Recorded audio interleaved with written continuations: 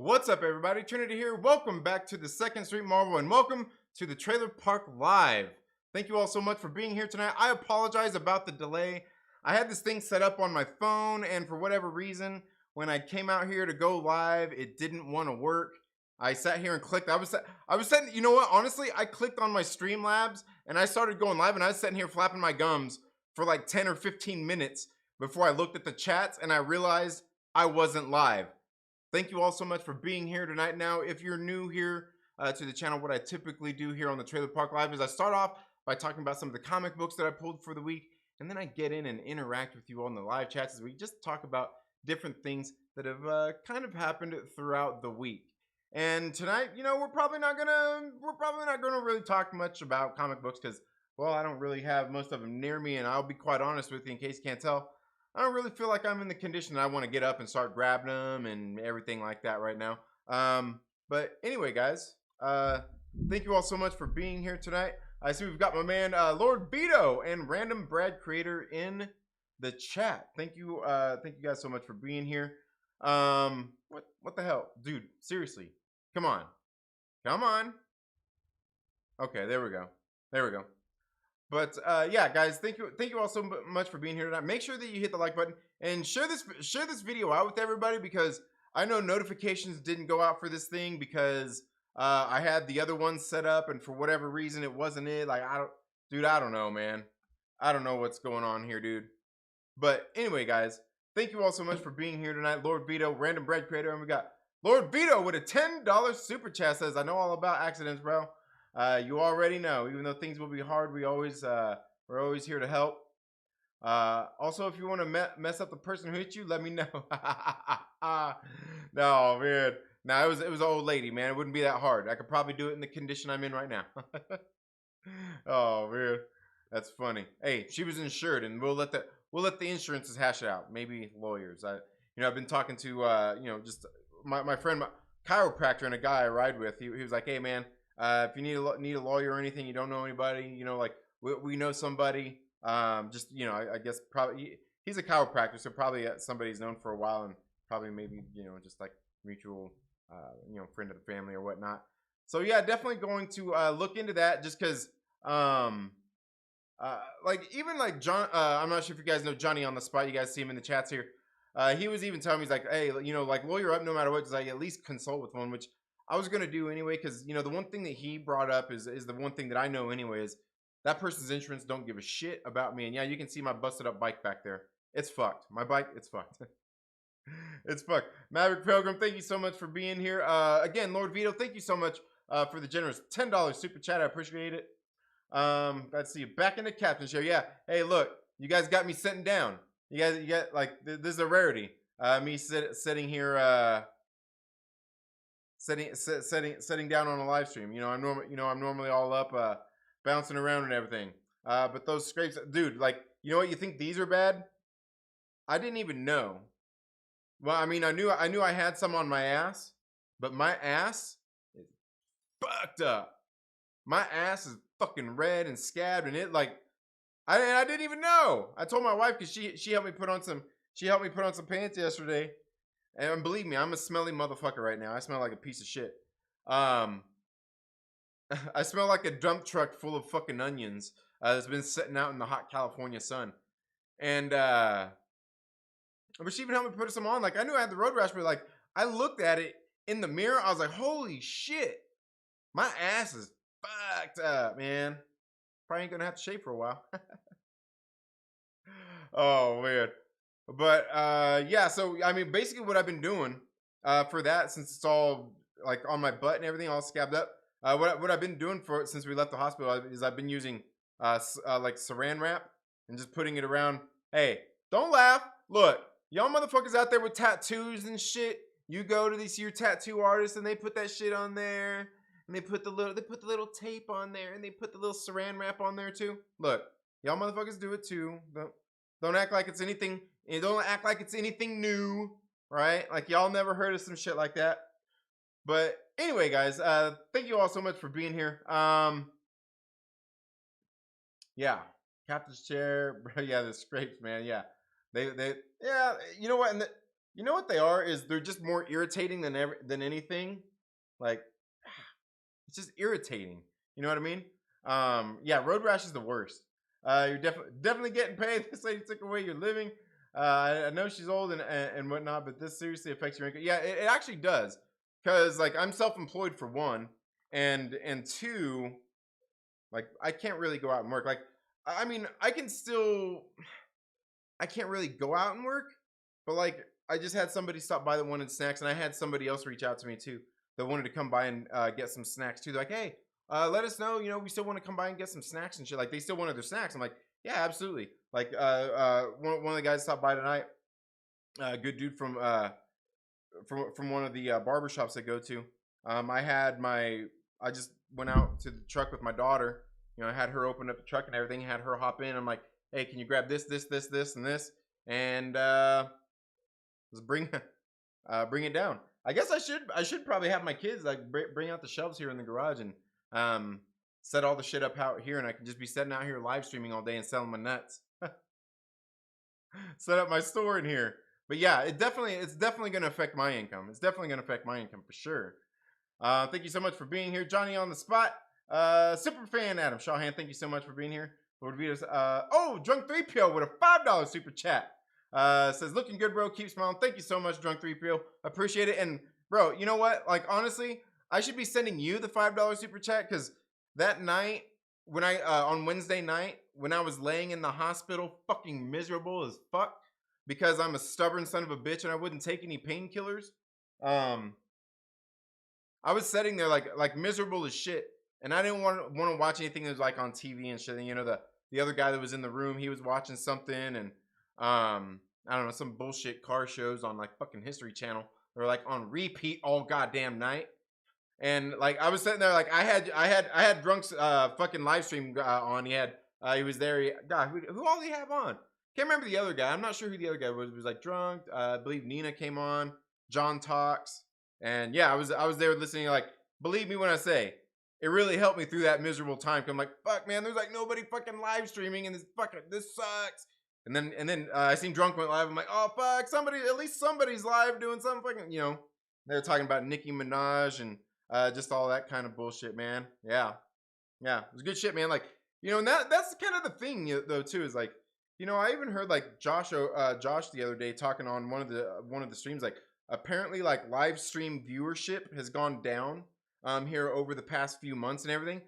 And I honestly kind of see that too, because I see a lot of people out there, not like some people not live streaming as much, and just different things like that. You know, and actually new people coming up too. But I've been noticing there's times where like I'm saying like, damn, there's like nobody live streaming right now. Like I need some good live streams and shit. Like we need to get some good shit going. And that was just like fucking perfect timing that night, man. I'm telling you, like I was very thankful. I'm like, at least I got something fucking good to listen to here. I mean, I had my music and shit, but like I kind of wasn't really in that mood either, you know. As I was laying there, but yeah, very good. Thank you. I really do greatly appreciate that. Lord Veedo says, dude, when I broke my neck, I couldn't move my neck at all, and changing clothes was hard. Oh yeah, I bet. Like, and that's what I'm saying. Like all like pretty much what I'm limited to is like they got me this brace. If I got it, you know, getting up and walking around, you know, sitting up, they want me to wear this brace. They honestly didn't even say sitting down. They mostly said just like getting up and walking around and stuff. But I figured while I'm setting up, I'm probably gonna at least have it on a little bit, to provide at least some support, for sure.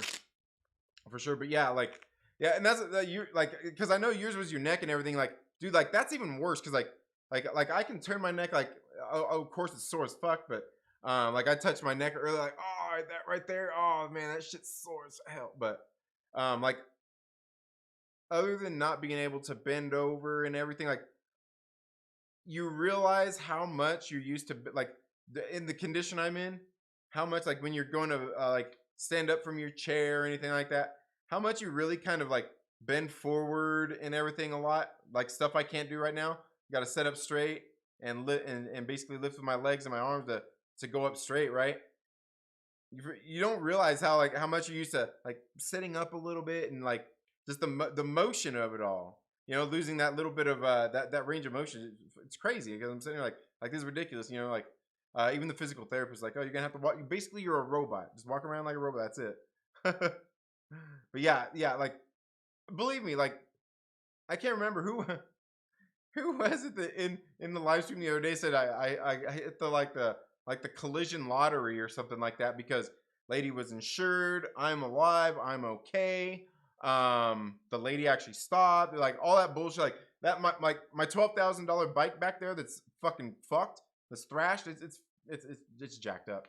Like least of my worries. I mean, of course I'm worried about my bike. I want my bike to ride and everything, but I've got a couple of fixed gear bikes still anyway, and until I get that one replaced. But yeah, man, like you know, like all the little things, like I remember a few years ago when I broke my clavicle. When I shared those pictures the other day too. I fractured my clavicle, scapula, and a few ribs, and even that shit, like I think that was probably even more miserable than this, because like I felt, I don't know, and maybe it's just because I haven't gone through all this yet neither. I didn't have as much rehab time with, and that's probably going to be the ultimate thing is the rehab time, because like when I fractured my clavicle, and when I did that shit a few years ago, um, I was back on my bicycle 10 days post surgery. You know what I mean? I'm not going to be back on my bike in 10 days. I know that. I mean, any of them, I guess. But I know that. But yeah. You need to get clots 2 times larger than normal. Oh yeah. Luckily I used to be all fat and stuff, and I never got rid of my fat clothes. So I've still got clothes that fit pretty loosely and a lot of that shit. And I'm in Southern California, so it's tank tops and shorts most of the time anyway. But yeah. Sue the F out of them. Well, I'm definitely gonna get a lawyer, like I said, and consult and see what all is gonna be done. Because even like Johnny said, like they don't really give a shit, assuming her you're using insurance for what she paid for. Yeah, absolutely. Star Wars MCU OG, thank you so much for being here. Proxy, thank you so much for being here.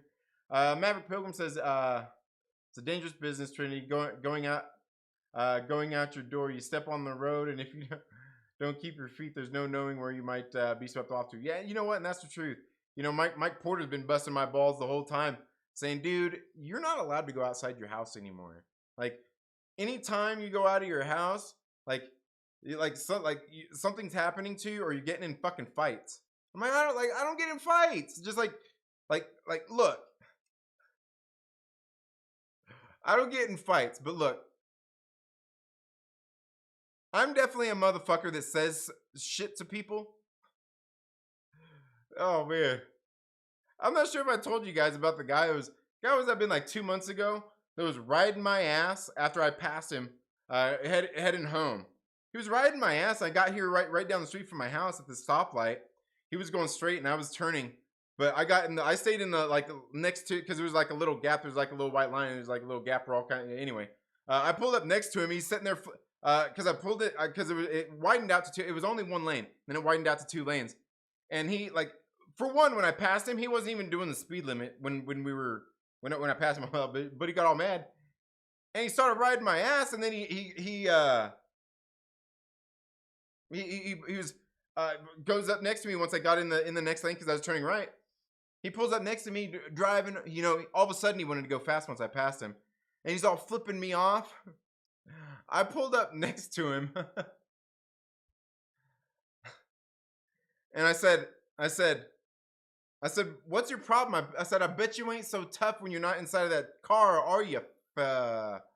F word.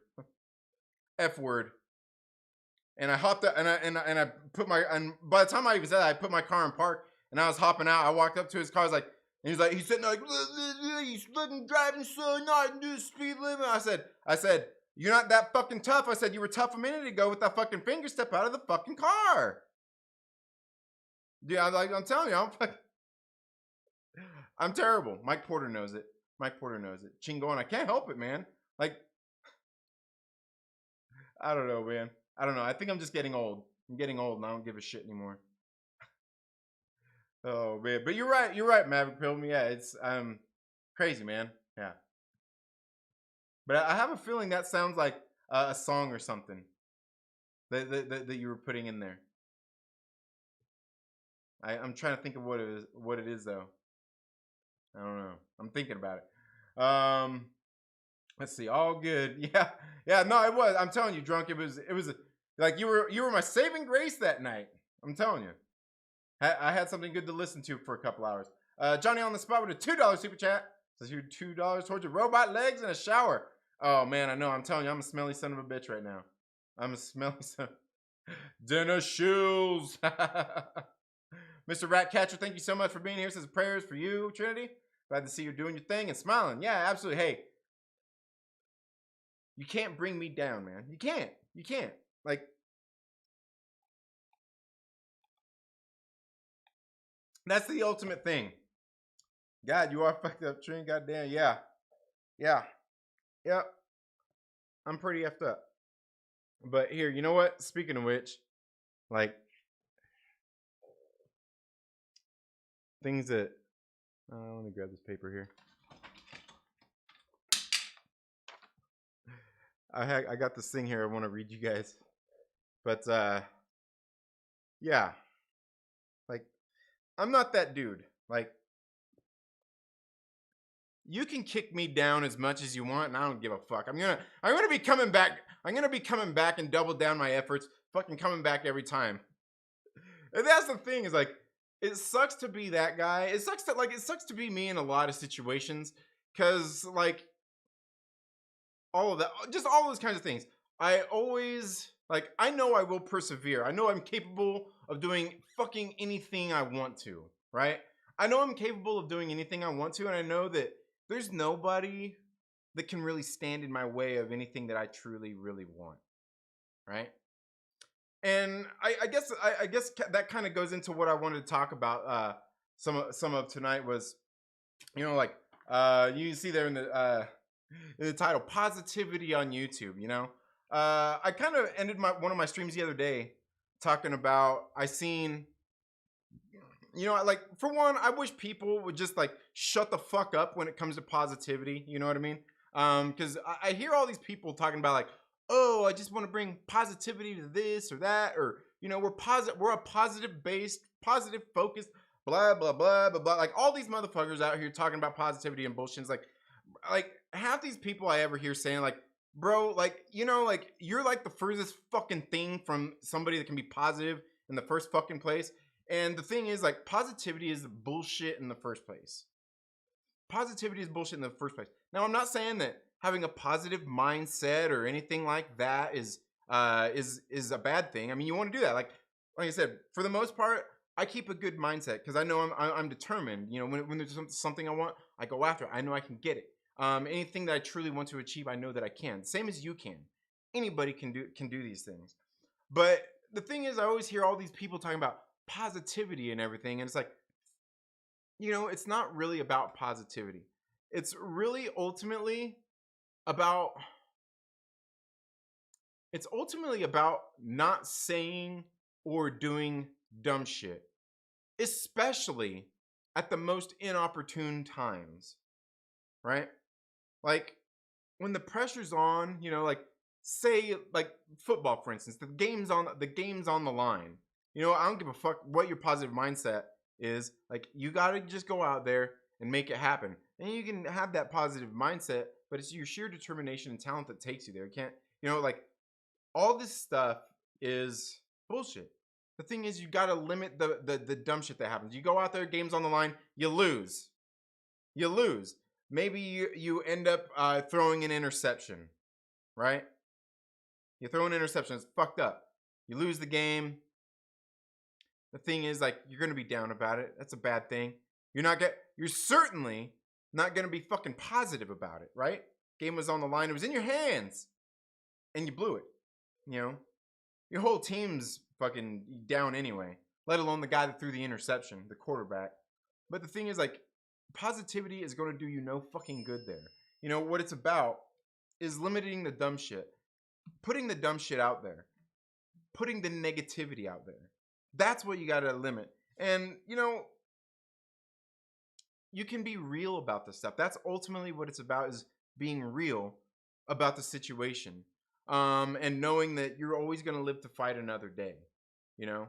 And that's the thing is like I always hear all these like I was watching this guy the other day, and it's so funny too. Like he's like in his video, he starts off, he's like, you know, I don't like talking about YouTubers and all that stuff, but today, blah blah blah, and he's going on talking about channels. I'm like, oh, okay, one of the, I'm guessing I could probably fucking guess the kind of people that this guy hangs out with.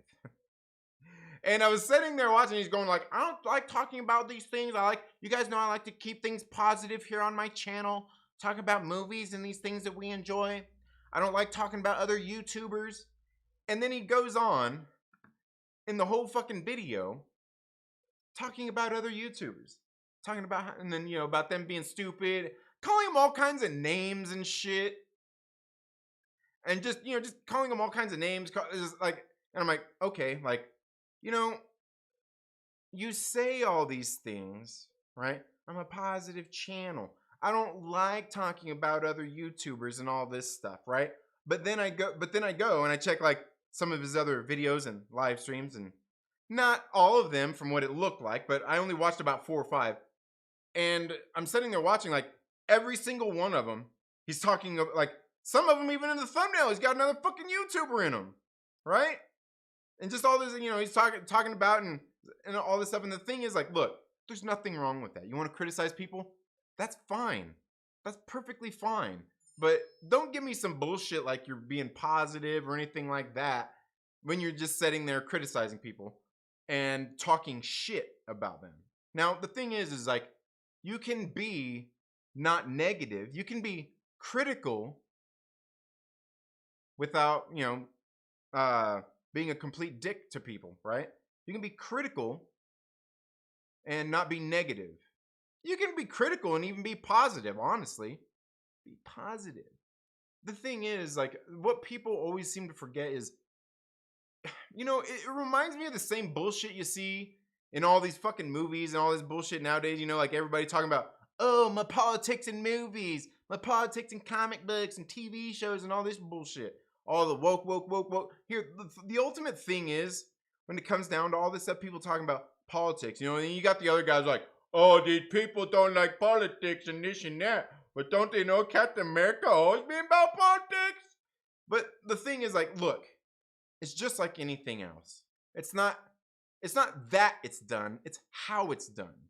You could sit here on YouTube and criticize people all fucking day long and be relatively positive about it. When you're criticizing somebody, you don't have to be a dick. You don't have to call them names, right? You don't have to. You can criticize all the shit. You know what? And honestly, if you criticize all the shit they're saying without having to talk shit about them and completely just like try to drag their name through the dirt when you're a positive guy though, right? You're a positive guy though. You would never call these guys names because calling people names and criticizing them is positive, right? Let's keep it a positive. Thing is, you can do all this stuff. It's the delivery, right? It's the delivery and how you do it. Now, certainly you're not perfect like anybody else is. I'm not perfect. But stop lying to yourself and to your audience and all that bullshit about being positive when all you're doing is being a fucking asshole, right? That's not to say that assholes can't be positive neither. But the thing is it's ultimately positivity is bullshit, and there are things that positivity just don't get you through. And ultimately, it's about limiting saying negative shit or bad shit. You know, that's ultimately what it's about. You know, all this positivity and all this, but like anytime I see one of these fucking YouTubers, yeah, talking about positivity, I'm instantly rolling my fucking eyes because I'm saying like, bro, I guarantee, like, we're gonna get into this and you have no fucking clue what you're talking about. And the thing that, and here's the thing, is like, I spent many years actually working with people in person, managing people in a real live setting. And, you know, I'm telling you, there was times when I had to go like into our back room when I got promoted to that, and I was sitting there. I had to get people productive and in line. You know what that took? It took being a fucking asshole, right? It took being an asshole about stuff. Now, that doesn't mean I was just running around yelling at people. It wasn't about that. But I had to do things that people ultimately didn't want to do. You know, my guys weren't allowed to do some of the shit that you see other people doing. For one, because, I mean, policies and bullshit like that. But two, I need your ass working here. I need you working, right? So I'd have to go through and running a crew. And then this even happened in my other departments and shit like that. And then when I even went up. But the thing is, like, you're dealing with people in situations. You're trying to get productivity out of people. You're trying to make them work hard, earn their money. Nothing wrong with that. You're trying to do all this stuff, and you've got to be real.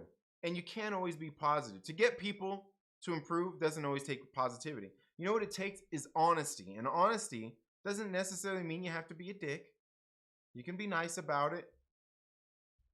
But ultimately, it's still like, and that's the thing is like, it doesn't take positivity when I went back there to my back room and eventually all my guys, they worked like clockwork. Once I got one, and in a lot of the situations where I was in those supervising people is, look, you go there, you'd see my back room and my guys that work back there were fucking happy. They loved their job. Well, I wouldn't say they loved their jobs, but they enjoyed being at work. They got to come to work. They worked hard. They got their shit done. And you know what? Like, that was my area. And I didn't let any managers come back there and mess with them. And because I was the manager over it. I didn't let any other managers, would tell people, hey, if you need something, let me know. I'd be happy to take care of it for you. Because the thing is, like, I would also have other people coming by saying, damn, man, like, look at this. Like, you got all these, like, this back room's clean. All these guys are working good. You got to, like, damn, man, like, you got it made. I'm like, yeah, but we had to work hard for that. And I say we and all my guys. And there were, people be like, oh, like, man, I want to come back here and work for you. And I had people that wanted to come work for me in the back room, right? Doing work that nobody wanted to do. And the thing I would tell most of them, like, no, you don't. Like, these guys have already been through the ringer, right? Like, I've been a dick to these guys. But the thing is, like, once they realize, and that was the thing, once these people realized, the guys that were on my crew realized that what I was just trying to do was get them to be productive and get our fucking job done, so I keep the managers off my back, and ultimately I don't have to get on theirs. And most of the time I never had to get on theirs. Anytime I got on their back was because of me, not because of them, because of my expectations. My expectations were fucking way higher than the management's was. But the thing is, like, once the guys realized that I was there to not just be a dick like most of the other managers were, I was actually there for them. I had their back. Something's wrong, I got their back. Need a day off? Fucking done. You come work for me, it's done. And the thing is, like, it was a positive environment. It was, you could feel, was there positivity radiating everywhere? No.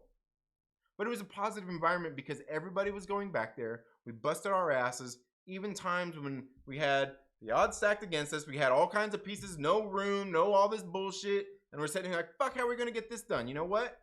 You wouldn't hear nobody bitching about it. You wouldn't hear nobody bitching about it. They'd be like, fuck, like, all right, well, fuck it. We're going to get through this shit.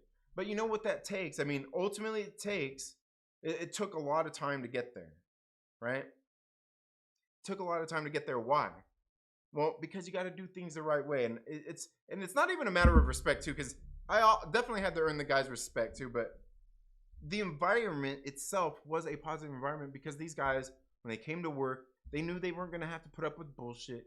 They knew what my expectations were of them. I never had to get on them. Very rarely. Everything was all copacetic. And you know what? I didn't achieve it through being some little positive person saying, hey, Steve, you're doing a good job. But you know what you need to do? When you're stacking these pallets, like, like that motherfucker you just want to start slapping and be like, get the fuck out of here, dude. Like, that's bullshit. And that's why I say it's bullshit. And most of the time when you ever hear any, like, look, I can guarantee you, I don't give a fuck who it is in the chats. Yeah, anybody say, I don't give a shit what fucking stream you're on. The minute somebody starts talking about positivity, just fucking roll your eyes and say, dude, you're full of shit. You're full of shit. Because there's nothing worse than that fake positivity bullshit, right? Everybody sees right through it. Everybody sees right through it. You know what it's about? It's about being good-natured. It's about realizing that we're all human. We all have potential. We can all do things, right? We're all capable, right? Occasionally there's going to be people that aren't, and you know, people separate themselves, packs and everything, but that's ultimately what it is, you know. But so that's why I say, like, when I hear people, the first second I hear somebody, like, and I always laugh too. I always laugh too, because some of the motherfuckers I hear saying like, oh, positive this or that, like I'm like, motherfucker, you don't know the first fucking thing about that, okay? Like, I get where you're going, but just stop. Just stop. Like, especially if you're one of those YouTubers here on YouTube talking about your being positive, want to build positive this or that. It's bullshit. What you need to do is be yourself with your audience, with your message, whatever you're delivering. Unless you want to, you know, like, hey, you can crank up the fire. Plenty of people do that, but you can do all these things without being like, people just don't like. People seem to think like, you know what it is? It's all these fucking shills seem to think that positivity is like some real shit, and it's not, right? There's some shit that it just doesn't come down to that. All you ultimately got to do, if you want to have a positive environment around you, is like, ultimately you attract who you are. You just don't be a dick. It's that fucking simple. I don't know how many times I've been here on YouTube and seen people, and you guys know, I guarantee you anybody here knows this shit. We all do. You know, like, you always see like all the, you know, the different YouTubers talking about, you know, all that different stuff. Wanting to and then they just come out and they're just, I don't know, dude. You can be critical of people and not be a dick, right? But then if you come out and do that fake positivity bullshit, everybody's gonna see right through it. Everybody's gonna see right through it. It's gonna be exhausting. It's gonna be exhausting too, faking all that bullshit. But anyway, guys, I have this thing right here, this paper that I wanted to read. Wanted to read to you guys because this kind of has to do with that positivity. It's more about the mindset, you know, kind of like Mr. Ratcatcher 2 was talking about, is it's about mindset. And it's not that I necessarily have a positive mindset all the time or anything like that. I'm determined when there's stuff I want, you know, like, for the most part, you never have to rely on positivity. You never have to rely on negativity. Most of your everyday life is just living, having fun, enjoying your family, your friends, your neighbors, you know, or whatnot, you know, just the different things that you enjoy. Going out, you know, just doing what you enjoy. Most of the time, you never have to rely on positivity. So that's really why it's ultimately bullshit. But I got this thing right here, speaking about that, because that mindset. You know what? I need to get into the chat to say what's up to everybody really quick, and then we'll get on to this. Let's see. We got Landon here. How are you doing? LB, thank you so much for being here. Great counsel. Darth Daddy, thank you so much for being here. Glad you're off the couch. Yeah. So the title for this video, positivity on YouTube. I had to click because of clickbait. Oh man. RoboPie. Yeah, what's up, Walker? How you doing, man? What's up, my brother? That's one of my friends from back home right there. The unconscious movement suddenly feels hella significant. Oh yeah, totally. Like coughing or anything like that is the worst. Like, I've been sitting here like trying to toke up and it's like taking little drags and everything. Yeah, it's the worst. Yeah, doing okay as can be. Yeah. Dixie. You change your streams? Yeah, Mike Porter, like, for some reason I went live on that link and whatever reason it wasn't working. Like, it went here. Yeah, something went weird on it though. Yeah, my butt was red. Mr. Positive has entered the building. Yeehaw! What's up, Justin Simone? You'll be watching a lot more than streams, that's for sure. Yeah. Yep. Jinko jeans. What? Are you talking about my Jinkos? Not with that attitude, you won't be back on your bike in 10 days. Right. Oh yeah, my red ones. Yeah. I've still got those. I've still got those red ass pants. And they're soul. Yeah. I still got those things. It's funny, if I didn't get in my accident last year, I wouldn't know any of you. Yeah, that's true. That is when you started coming around, Veedo. Yeah. Aglax, cool next. You look like a Kuna in the Street Fighter. Yeah, Akuma. Yep. Don't make me laugh. Get paid for show, yeah. Attorney, I do insurance claims for a living, bro. Hit me up if you need any info for advice. Been in the industry 2 decades. All right, nice, Justin. Hell yeah. Right on. See, and that's the nice thing, like being a cyclist, knowing, like, even a lot of the people I know, even just through my business and everything, is knowing people that are in other industries that, you know, like, are experienced. And, you know, like, that's the cool thing about just knowing people and being good communities and, you know what? Not being a dick. Oh, man. That put bubble wrap to keep them safe. Yeah. Making you a bubble wrap seat for biking now. Yeah. No, you know what? I need an otter box. I need an otter box for my body, because OtterBoxes has saved 2 of my phones in this crash and even in my crash a few years ago. One time you went outside, the Godfather found you. Yeah. Mm-hmm. Oh yeah. Yeah. When me and Godfather met up. Yeah. Always talking trash. I would never, Walker. I would never. Yeah. Sorry I'm late, Train. Hope you're doing better. Yeah, I'm doing. I mean, the pain is less now. I'm able to get up and move a little bit easier as things are starting to feel better. Just less mobility. Yay, the F word. Oh man, yeah. We need to take it back. We need to take it back from all these people on the internet. They won't let us say it. Me and somebody else were talking about that the other day. Let's see. Okay, where are we at here? I see we got a super chat. Felicity Poobell with a $10 super chat says, I agree with you totally on positivity. They just mean they want to talk to people who share their same view on things. People don't enjoy conversations anymore. It's all about tribalism now. Yeah, absolutely. Absolutely. Oh, is this thing... Oh, wait. Is this thing dropping out? Are we losing... Are we getting spinnies and everything? Is that happening? Here, let me see here. Let me see what's going on. Because sometimes my computer... Yeah, see, there we go. There we go. That should be better. That should hopefully be better anyway. The audio's stream current bit rate is lower than recommend. What are you talking about? I don't even know what that means. Stream is healthy. Okay. All right. Man, I don't know, man. Oh, okay, that was a while ago. I don't know.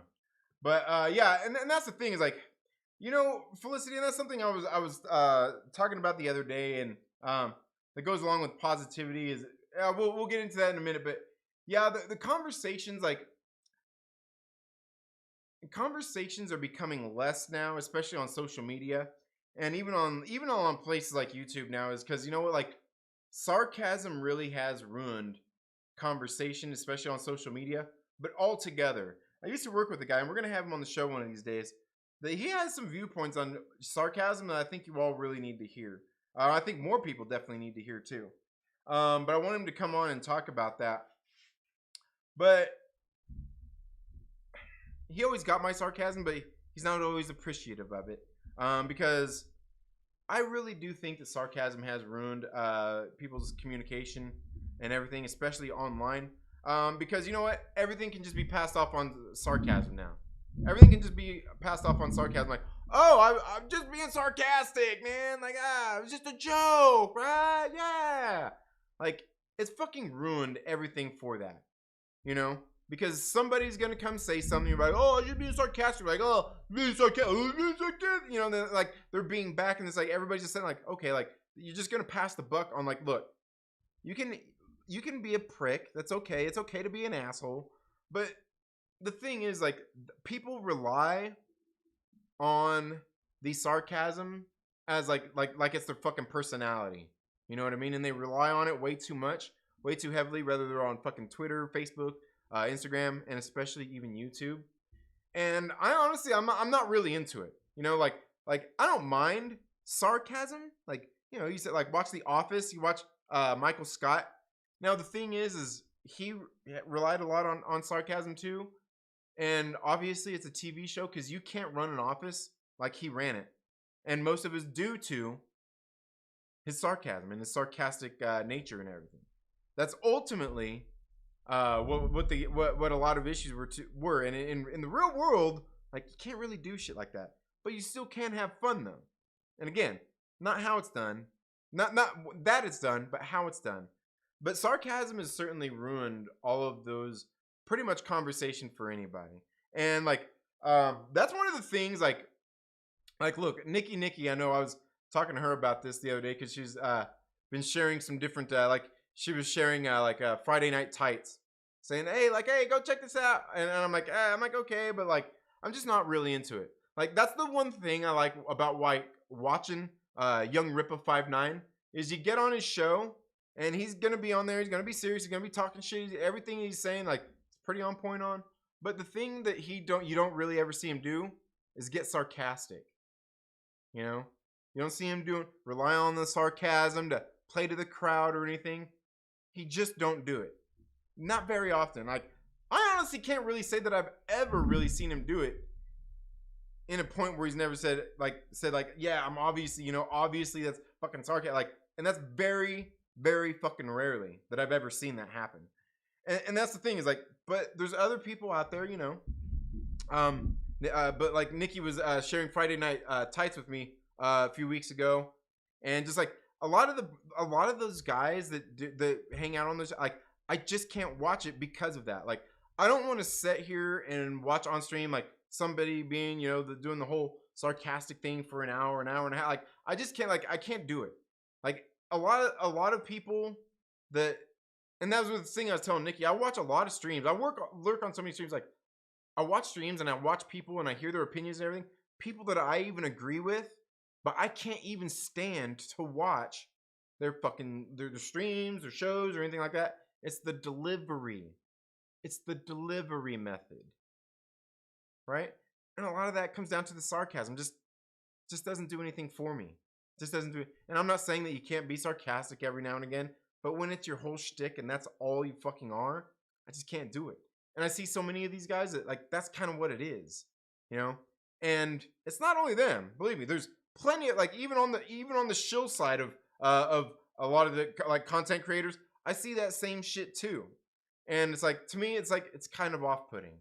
It's kind of off-putting, and that ultimately is where you see, like I was talking earlier about the positivity on YouTube. You see a lot of people talking about that. Then you're gonna see them go off being all kinds of sarcastic and all that kind of stuff.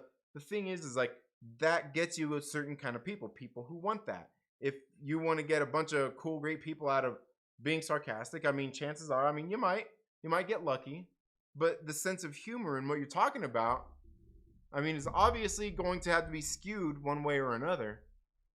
You can't rely on it. And if you do, it's skewed that one way or the other.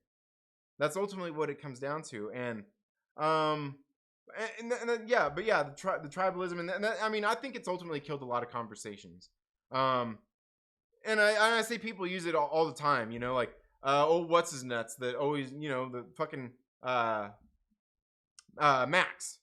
That's all that's like I've seen so many streams like he's sitting there criticizing people, like then people will come on the show, talk to him, and like they're being sarcastic or he's being sarcastic to them. It's like, you see, that just don't work. Just that you can't have serious conversation with somebody like that. Doing that. You with somebody like that, but like doing that. You know, if you want to sit down and have a serious conversation and do anything like that, you want to be positive or even just have a great conversation, you can't do all the sarcasm and rely on it. It's bullshit too. It's bullshit too. And like I said, like I'm just not into it. That's why I can't watch a lot of these fucking channels out there because they rely on it just too fucking much. You know, and I don't care if I know they are. And that's the thing is, I know they're being sarcastic and joking and all that stuff, right? But like, I just don't find it that funny. You're not that funny either, bro. Just, it's okay to actually just come out with some decent content, right? Right?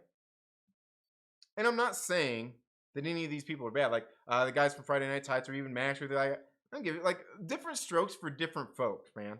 But that's one of the things. Like for me, a lot of this stuff comes down to delivery, and that's where it all comes down to when it comes to that stuff. And ultimately, that's where positivity or negativity is going to come from.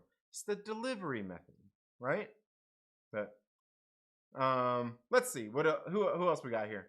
Yeah, well said again, Felicity. Yeah, absolutely, Nikki.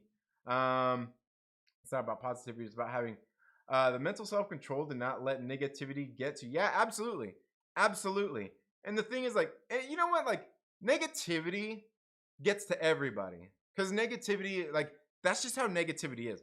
Negativity gets to everybody, but it's how you deal with it. I mean, kind of like you're saying there, like, and just like I was saying, like yesterday about like my mental state when shit's like in all work situations, when I used to at my old job and everything, like I perform way better under pressure than I do just like, oh hey, like I need a motherfucker like just be honest. Like I'm telling you, like you can do some great shit, but like like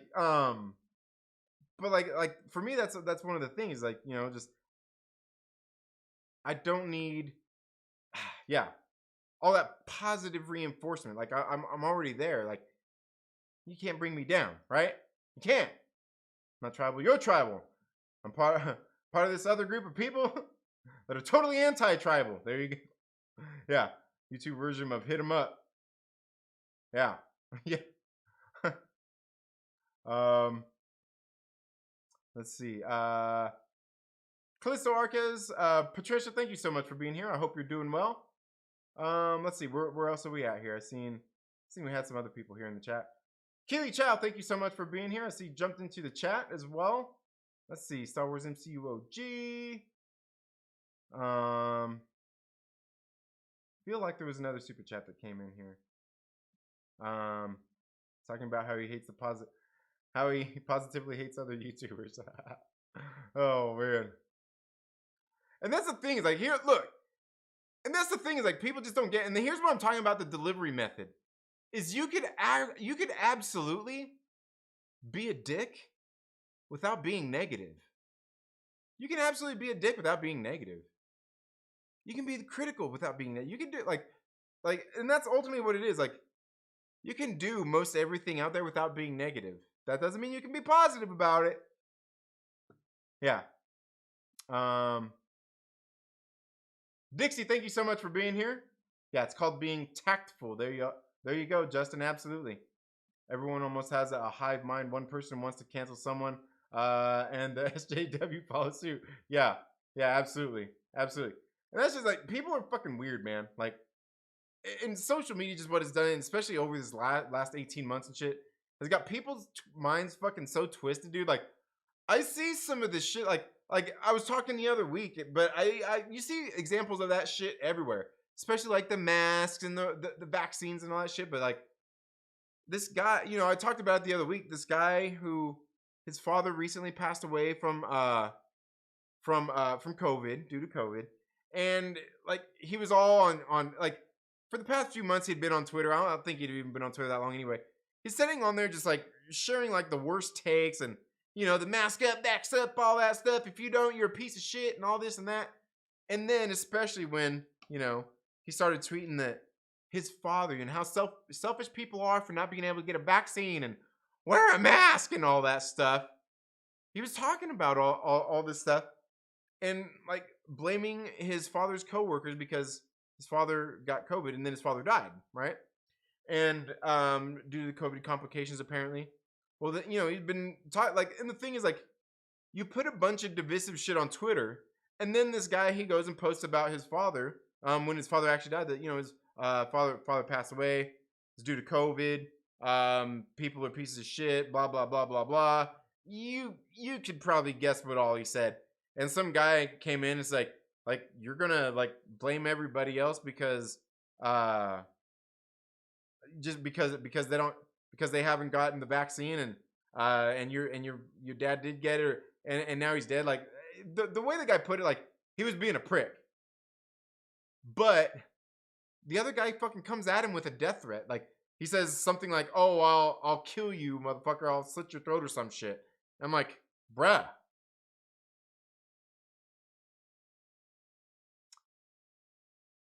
My father was killed in a motorcycle accident, right?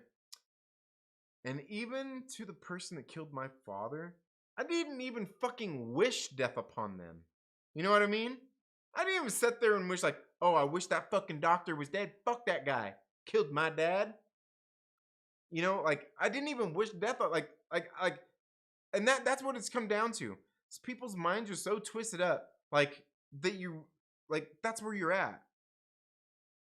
But then everything else that you see on, everything's got to be so divided. Like people can't just be people anymore, right? But then you're surprised when you put these, when you act the way you do, and people come back at you the way you do. It's do unto others, right? Treat people how you want to be treated. And the way that you post and the way that you talk to people, the way that you act to people, most of the people are acting accordingly to how you're training them that you want to be treated. And that's ultimately something that you in your personal life, everybody needs to deal with anyway. Is all those kind of things like that people seem to forget about these days anyways, personal boundaries, and maybe the things that you're willing to tolerate and put up with from somebody and what you're not, right?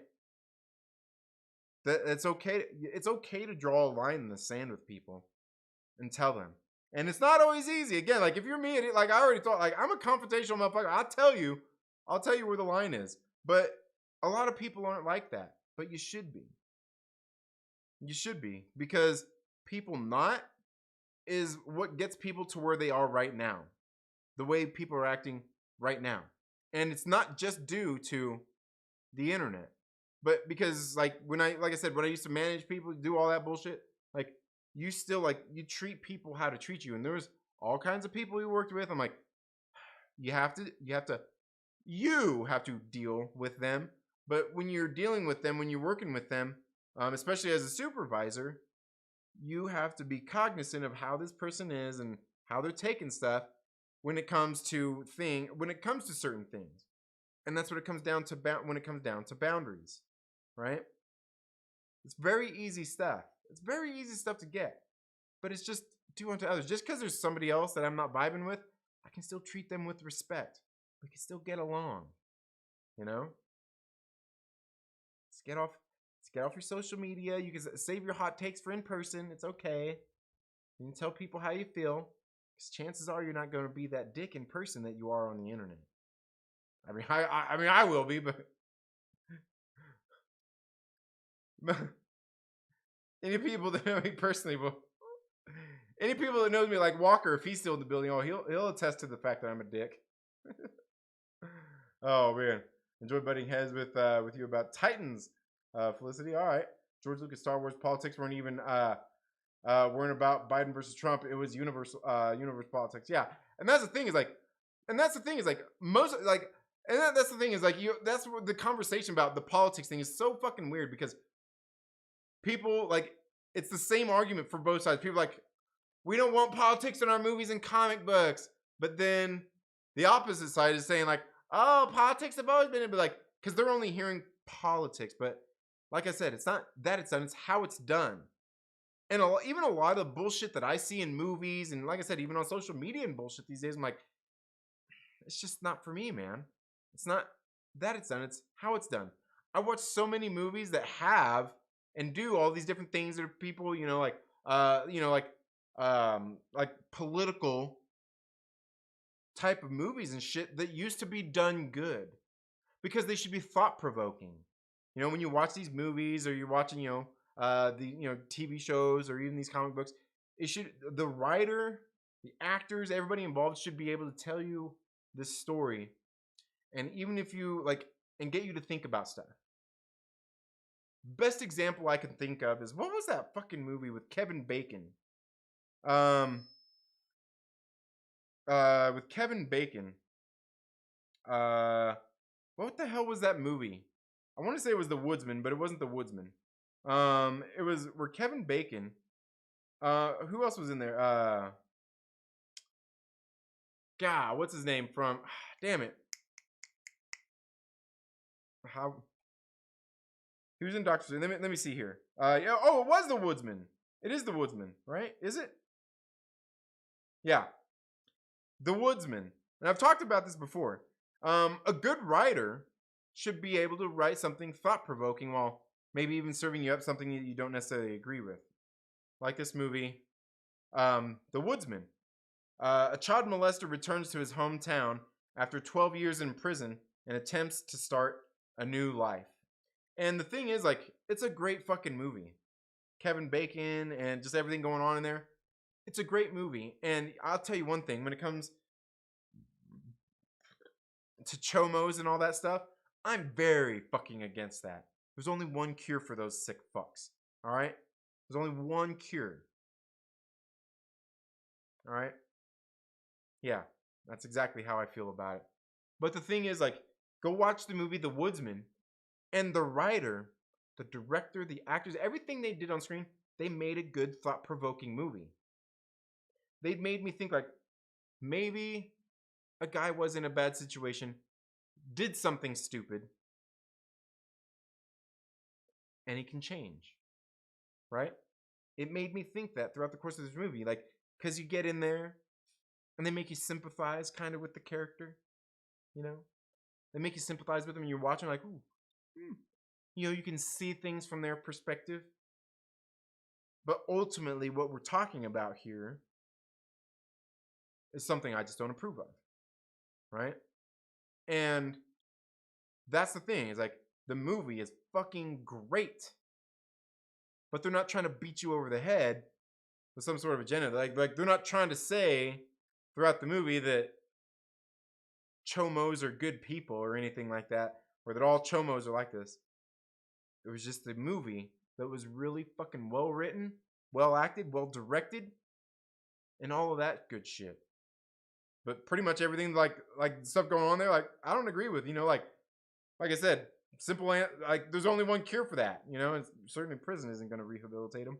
But that's, you know, I guess that's where I'm at with that. Hey, what? Is this thing doing that again? What is going on here? Why does it keep switching to Wi-Fi? I don't know why it keeps switching to Wi-Fi. Do I have to turn Wi-Fi off? Might have to.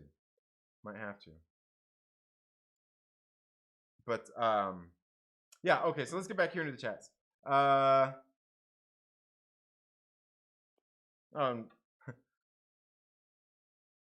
Walker's all texted me here. New number? No.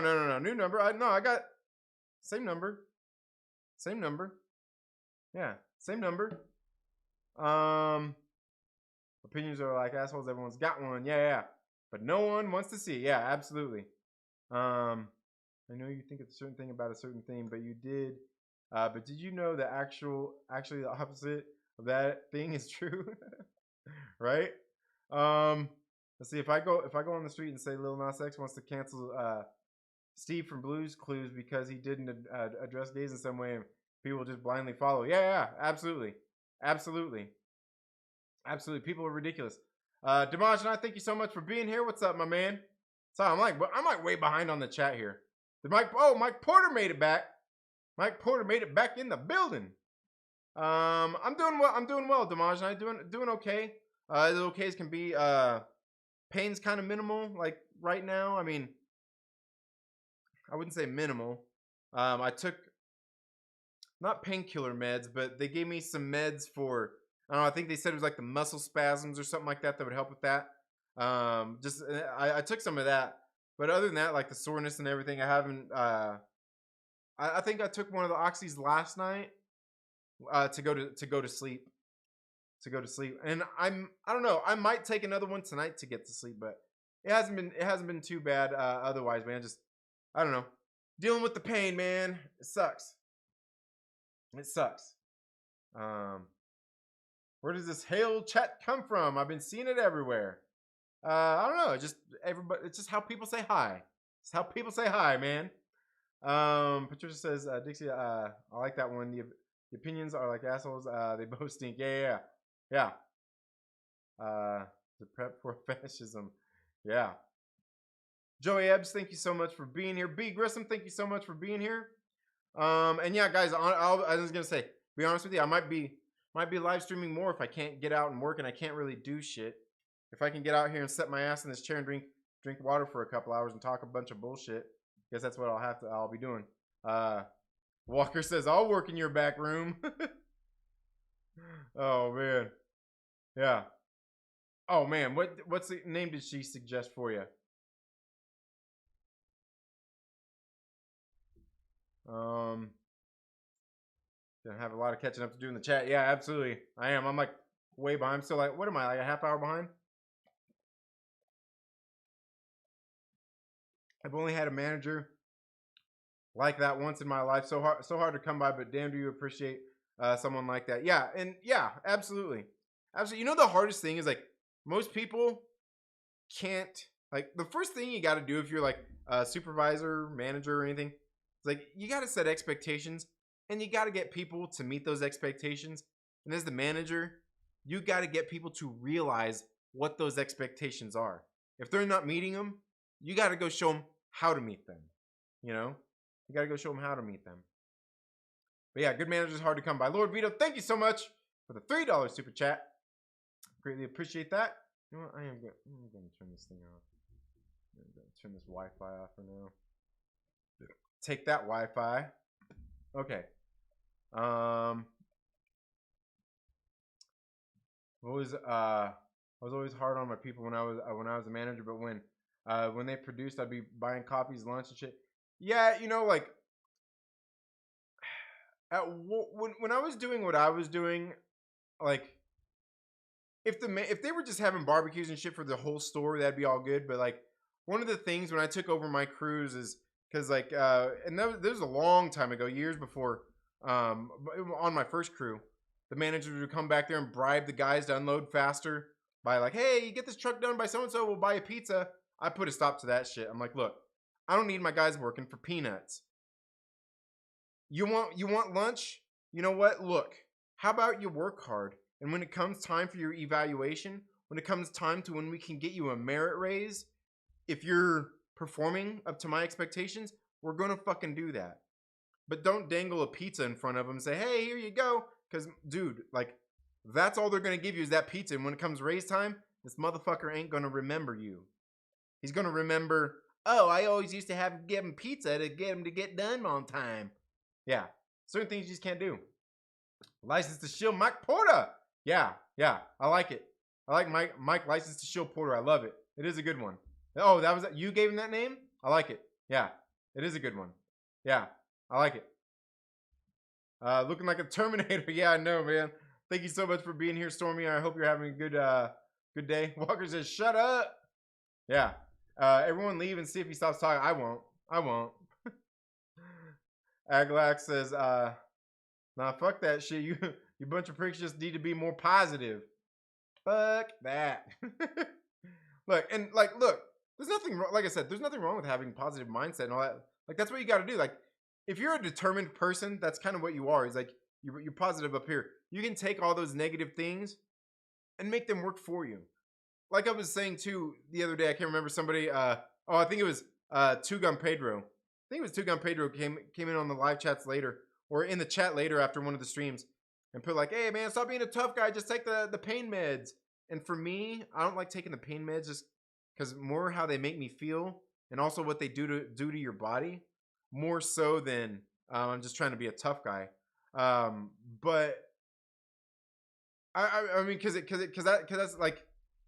I don't know, but and that's what, and I can't remember what I responded to him, but like it's about that for me. Like it's about one thing, not the other. You know what I mean? For so many, but like for so many people, it's about this other thing. You know what I mean? Like sometimes we concentrate on the wrong shit too. Maybe at midnight he'll read the chat. Yeah. Win-win situation. Yeah. Let's see. These are facts. Oh, and guys, like I said, Walker is a guy there in the chat that actually he knows me. He's one of my friends from back home. Yeah. All jokes aside, hope you're feeling well, man. Yeah, I mean, as well as can be, Stormy. As well as can be, yeah. Yeah, more you chat, the longer it'll take to catch up. Yeah. This dude for 25 years. He loves him some Trinity. Yeah, I do. I can certainly flap my gums. Yeah. First timer over here. Glad I came, Joey Ebbs. Thank you so much for being here. Yeah, I was gonna say, I know who you are, Joey Ebbs. Thank you so much for being here. He read the didn't even read the paper. Yeah, I haven't even read the paper yet. I just texted him. He's ignoring me. Yeah. No, I got your text. not ignoring. Ah, come on. Positive. I'm positive around. Positive around and nice around you freaks of nature. Okay. Okay. Am I catching up yet? Am I getting close? Am I getting close yet? Okay. I scrolled down to the bottom. I think I'm still a ways away. I think I'm still a ways away. Honestly, a bunch of amateurs should leave sarcasm to the professionals. That's probably true. Do some jumping jacks. Yeah, no, thank you. Very difficult for sarcasm to come through over the internet without people getting offended. Yeah, absolutely. But even in person, a lot of times, kind of, you know. Sometimes I don't even realize how sarcastic I'm being, to be honest. Right? I hear you. I hear you. Networking is important. When I move back to Cali, I'll have my hookups back in order. Yeah, absolutely. Yeah, you're way behind. Yeah. Yep. Can you walk? Yeah, Mike O. Thank you for being here. Yeah, I can walk. Been walking. Been doing some walking around the house and stuff. Kind of just getting out of the chair too to walk around the house to not be laying around all day neither, you know. Yeah. Let's see where we're at here. You are the sarcasm king, Pot. Yeah, you know what? I certainly can be. I certainly can be. Yes. I certainly can be. I don't know if we really need to get into a whole lot all that though. Oh wait, no one can hurt my feelings because I don't have any feelings, right? I like my impression. What impression? Did I miss it again? I don't even know most of the time. Oh, with your sarcasm? What? Like my impression. Friday Night Tights is funny as hell. Rip it straight up. Yeah, absolutely. But I mainly sent it because Alex Jones, top tier entertainment. Yeah. Well, I mean, you said it before though too. I know you were sending me some other streams though too. Trinity did a Nikki impression. What? How? How'd I do a Nikki impression? All right, brother. I'm out of here. Hope you get well soon. Better answer my text. I will. I'll answer your text. The weird part of YouTube. Yeah.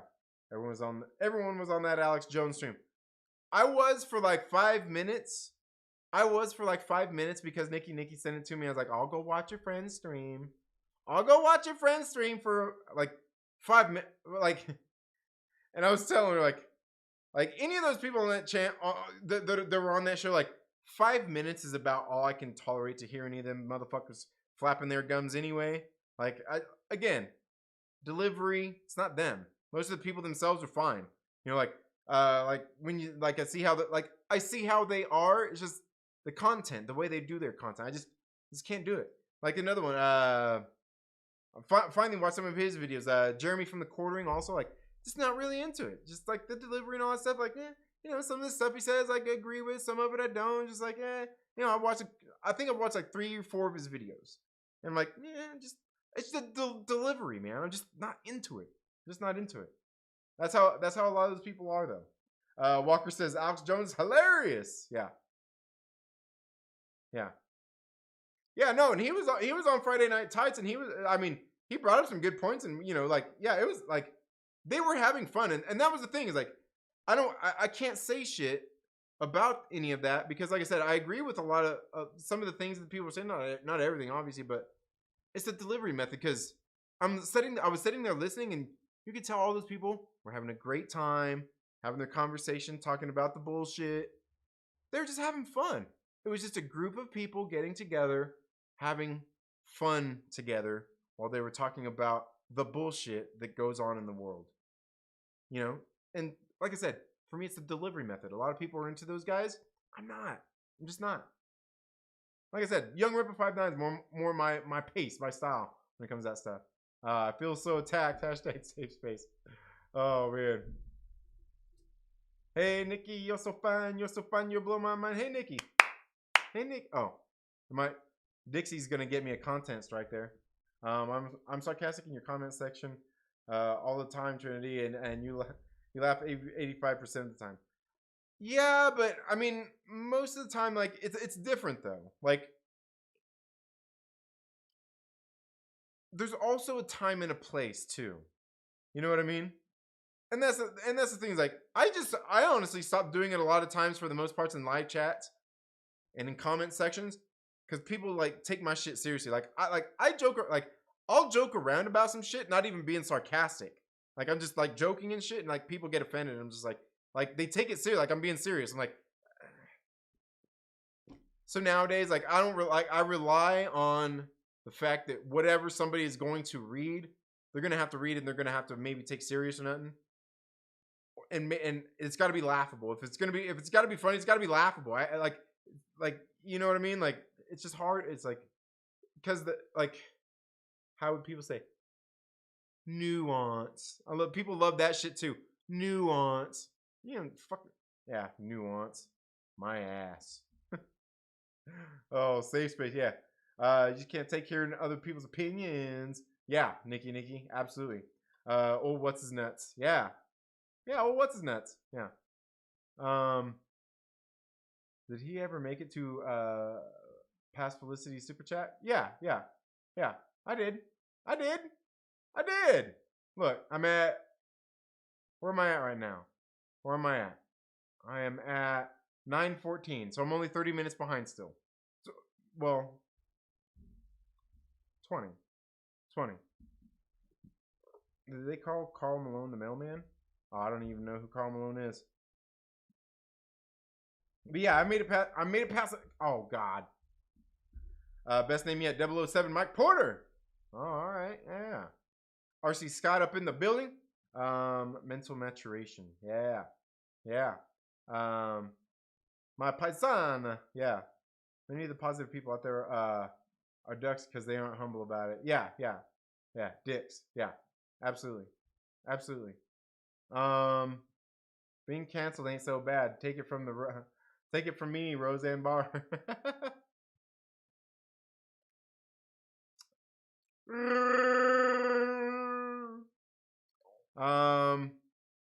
No, this is the studio. Two Brothers Comics, what is up? Hope you're doing well. Thank you guys so much for being here. Oh, and thank you for being here too, Wookie. But I guess Wookie, you understood that when I said that. Don't expect anyone to treat me the way I treat you. I'm one of a kind, baby. Yeah. Who needs counseling? I can just listen to Dr. Trinity. Yeah, do unto others. Yeah. Yeah. Your money, baby. You don't even know it. Oh man. Wookie says normies are adorable. Hollow Man? No. Hollow Man's a good movie though. I like Hollow Man. That is a good damn movie. Oh man. Travis Adams, Death Sentence. Dude. That movie is fucking great. Like, because you know, like Death Sentence is one of those movies that starts off like a normal revenge movie. Like you're like, hey, like seems kind of like a realistic revenge movie. Yeah. And then like towards the end, it goes like way off the fucking deep end. I'm like, yes. It got fucking great when it started doing that. I loved it. But yeah, no, it was The Woodsman. Jody just ended streaming, so I'm back. Who's Jody? Walker can't stop the mouth as usual. Yeah, you know it. Q. Hey, shiny bald guy. Do you think gay Legos are okay? Well, I mean, since they don't really penetrate me or want anything to do with me in that way, it should be fine. We were commission employees. I made money off their production. I didn't mind giving back when they kicked ass. Oh yeah, absolutely. Then yeah, absolutely. About a half hour away from getting caught up. Yeah. No, I'm getting closer. By the time I read this, we'll be way behind. My employees are incentive based, and it bugs the shit out of me when they sit there and not do anything. Literally, the more you do, the more you make. Oh yeah. And the thing is, you got to get people to realize that. And some people just aren't. Some people are always going to do the bare minimum, and the people that always did the bare minimum for me, I always did the bare minimum for them. Yeah. But I'm also very understanding manager because I come up through the ranks and know how it can be. Yeah, absolutely, Joey. Me too. That's what I did too. Absolutely. Absolutely. Wish that thing around your neck had snacks in it. Then it would be cool.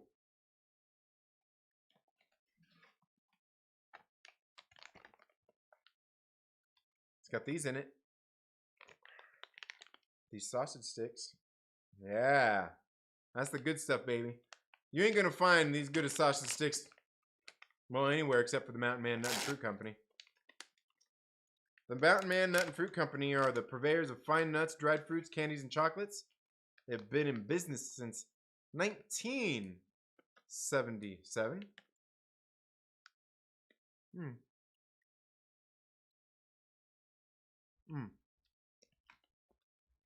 Them are excellent. No, I haven't got to the paper yet either, V.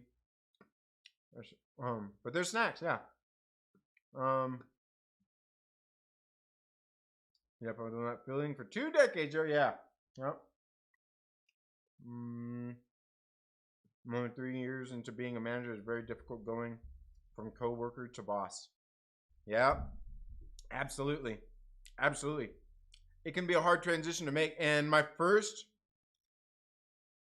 real promotion in a place where I was successful, and I was successful there too, in my first real supervising position.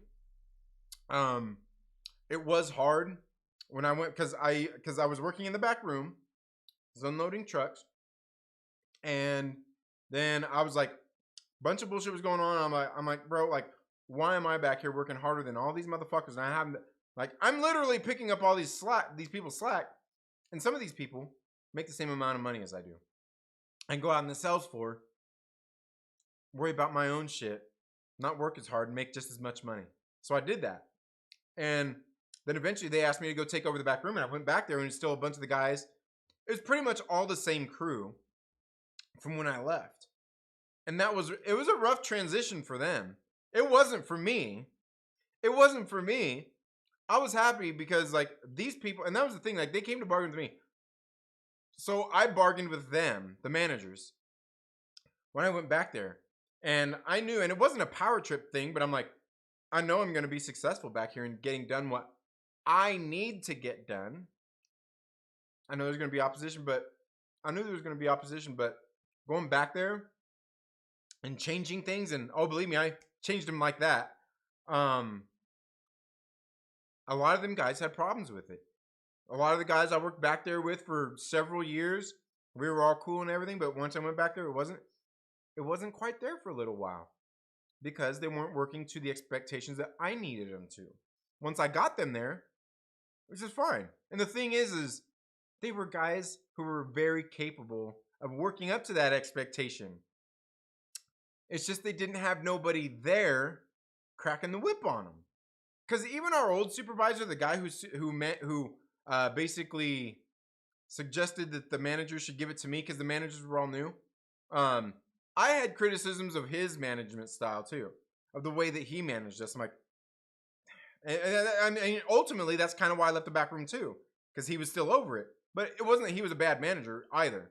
But it was just some of the shit that I couldn't deal with, knowing that, like, all that bullshit, knowing that I'm making the same money as some of these motherfuckers. I've been there longer, and I run circles around these motherfuckers. I'm literally picking up the slack.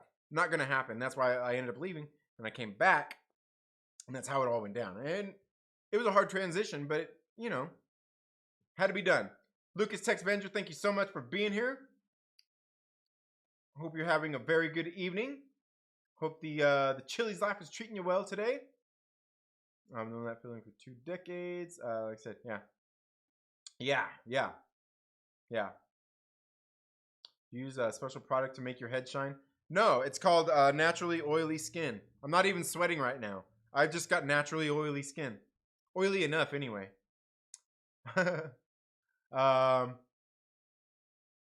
Content strike. Oh no, for what? What'd I do now? Eternity, hope you're feeling well. Yeah, I'm doing okay.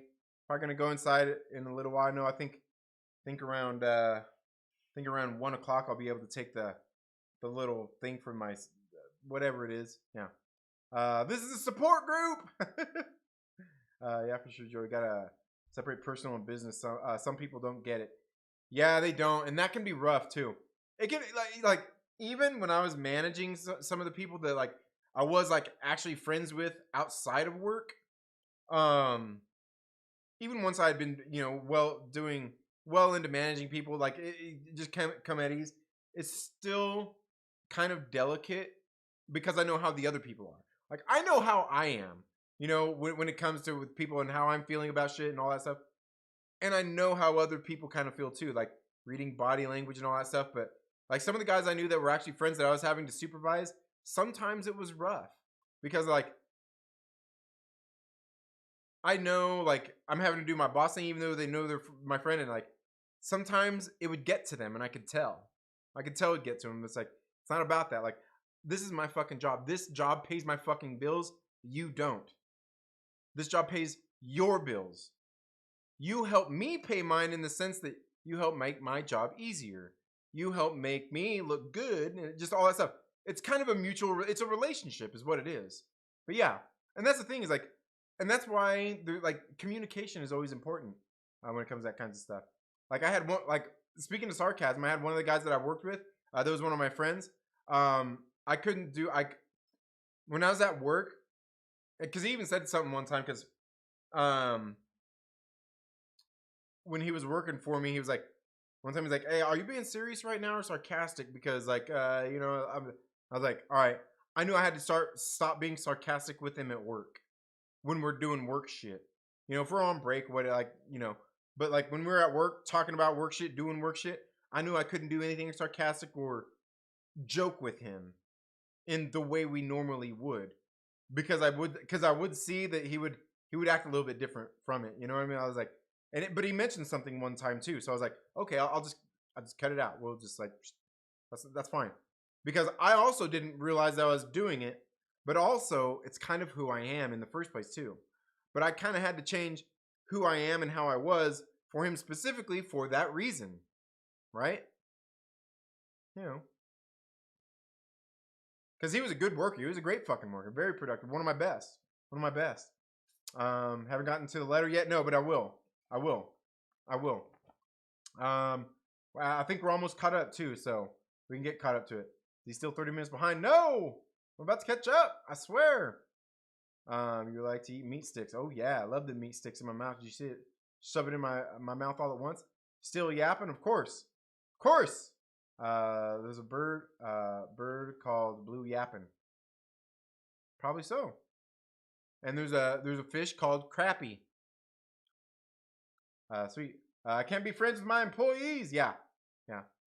Um, you know, I know where I used to work at. They had uh, they had policies with a lot of that stuff that they eventually dropped. They eventually got rid of a lot of those policies.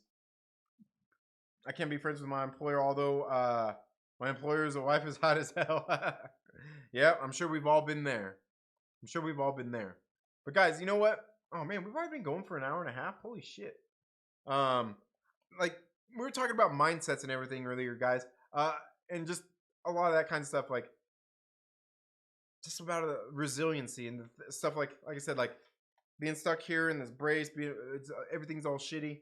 Like my mindset is where it's at anyway, man. You can't bring me down in that sense. But a number of years ago, after probably what has been my second promotion, I was getting demoted from being a department manager. And what they do is they give you where I worked at, they give you this thing called a D day or a decision making day. And what you do is they give you a day off paid, and you have to write a little letter to let them know if you want your job or not or whatnot, and what you're going to do to improve your performance and the things you did wrong. So I've got this letter right here that I actually did. I got it. Yes, I still got this copy of this plan of action that I did. I think it pretty well lays out a lot of things here. And believe me, as serious as silly as I wasn't being sarcastic in any of this. Some things I say in here sound silly, but I was being 100 fucking percent serious. They took it serious. I know my market manager read this shit. I know my market manager actually, even after this, helped me transfer from store to store on a decision-making day, which is something that don't normally happen. They don't normally do that for you. But it's because what happened to me was a bunch of bullshit, as you'll see. But right here, Plan of Action is written by Trinity, my last name. And here, starting off, I'm not exactly sure what this paper is supposed to be about, and I have written one before. As far as I know, it is supposed to be about whether or not I want my job, what I did wrong to receive this decision-making day, and what my plan will be to improve, if I still want my job, that is. In which case, I would tell you to buzz off now and quit writing. Fortunately, that is not the case. I'm sure that anyone who knows me, customers too, know that I love my job here and have no intentions of leaving, and I sure hope that there is no question in the minds of the ones charged with reading this paper either. If that was the case, I would have quit a long time ago with all the piddly poo we have to deal with in this retail heaven/hell. I'm sure that clarifies my point about that bullet point, whether or not you want your job. Next bullet point. What you did wrong to receive this D-Day. And I listed these bullet points right there on the paper as well. These bullet points. But the next bullet point here is what you did wrong to receive this D-Day. I put, now I have done many things to receive a decision-making day. What I am getting one for is the most ridiculous thing I have ever heard of. I knew, however, that it wouldn't take long once I was dealt the unfortunate hand of getting the crooked figurehead over said vicinity that I did. I have managed many times not to be under this figure's rule, and the last time I got away, I saw the disastrous effects of what happens when you put a control freak in charge of something. Not a pretty sight. I'm talking about my manager that gave me the D-Day. I should have welcomed the inevitable end a couple of months ago when I knew this would happen, because it feels so good. However, I couldn't just give up. How would that look if I threw in the towel, even though everyone knew this was coming? Would you just give up? Maybe so, maybe not. All I know is that for me, quitting is not an option. As far as what I have done to deserve this, well, let's get into that. Last week is definitely one for the books as far as it is concerned in a comical fashion. It was a week of converting my features. Oh, I'm sorry. Annie's features. She gets to take the credit for it now. It being my hard work. Into a Memorial Day summer theme. The person charged with the task of maintaining our store's direction, my store manager, had returned from vacation. The morning shift associate who normally takes care of stocking our candy wall and helps myself take care of an immeasurable amount of work, was taken to help do a modular reset in electronics. Funny, I don't remember anyone coming to help us when we flipped our foods department around, except one person. Not even our own assistant manager helped. So much for being an assistant. So there I was with all these things to take care of, and I get coached for a missing CRV label that I was asked late Friday afternoon to deal with. Believe me, I know it's a serious issue, and this is no excuse, but I forgot. I only bring this up because that is the only real reason for this gobbledygook. The rest was pure bupkis that I explained in my coaching comments when they on the computer that you had to write something on there too. The other thing I did wrong was get a person that ultimately has no respect for me as an assistant manager and did nothing about it. There is no exaggeration of that truth either. I know because she could not even talk to me like a decent human being.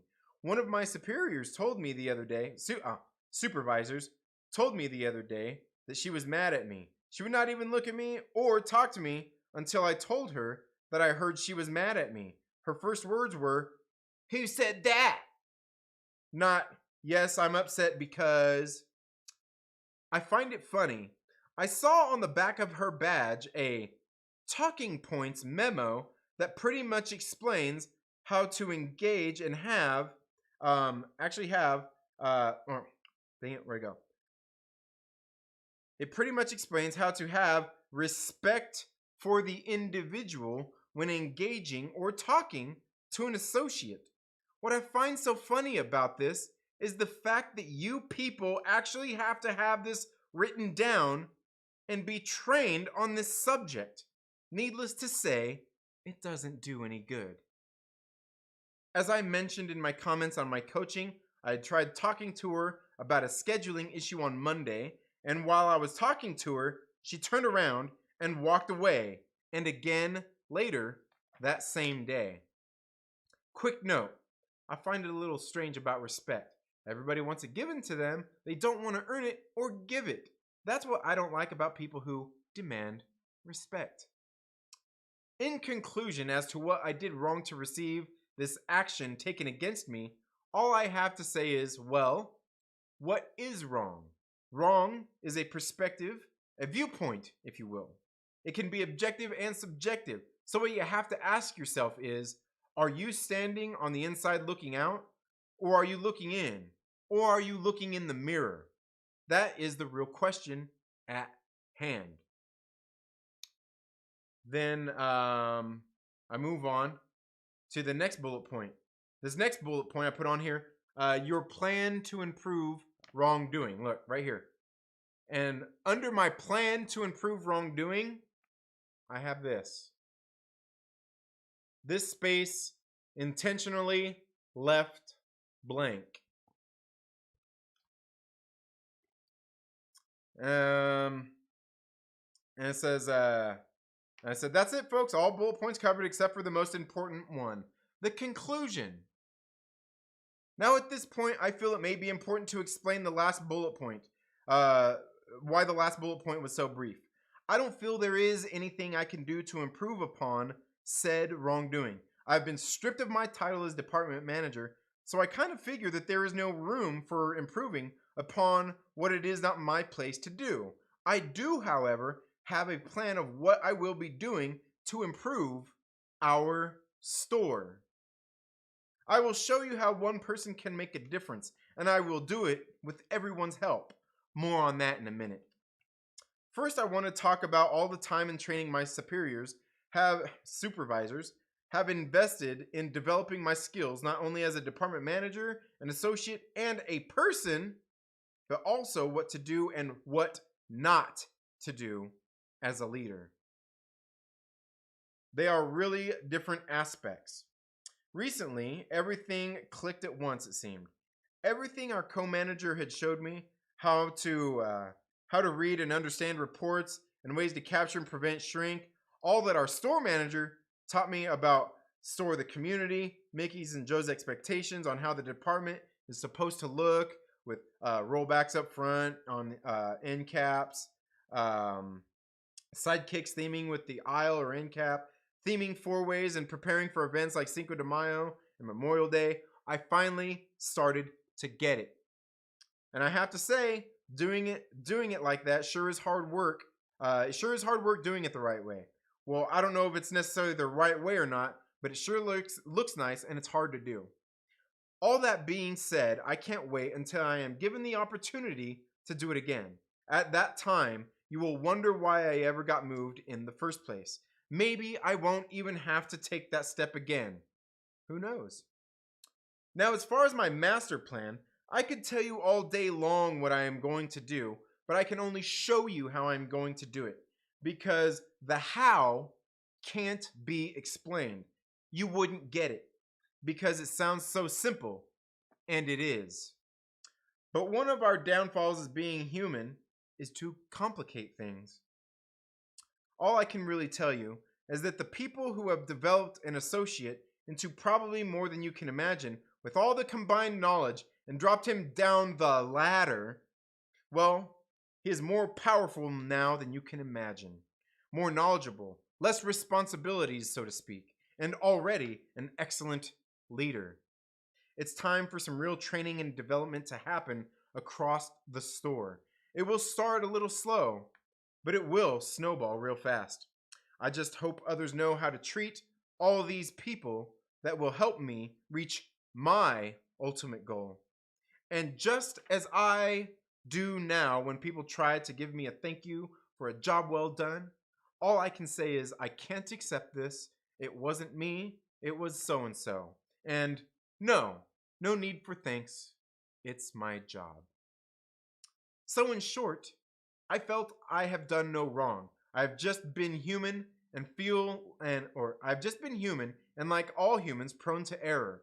I've failed my store, my coworkers, all that have helped me believe, all that have helped me and believed in me along the way. I will succeed my store by making sure that we are all trained and prepared for whatever may come. And this is, I always end these shits off with a quote. The quote is, "You can't handle the truth. You don't know, you don't want to know the truth deep down because you know deep down in places you don't talk about at parties, you want me on that wall. You need me on that wall. We use words like honor, code, loyalty. We use these words as the backbone of a life spent defending something. You simply use them as a punchline." Snoogans. That was from me back on 5/22 of 2007. And believe that was, that was the longest fuck plan of action I gave him to read. Believe me, every single time these motherfuckers gave me a chance to speak my mind 100%, which was times like this, a plan of action, a decision-making day, you get coached, you get evaluations, especially on my evaluations. Oh, I put all my fucking thoughts on my evaluations. Even on those evaluations when I'd get exceeds expectations, which I got a lot of those, exceeds expectations. Even on those evaluations, on the comment sections, I had a mile fucking long of notes to put in there because I got a lot of shit to say in case you can't tell. But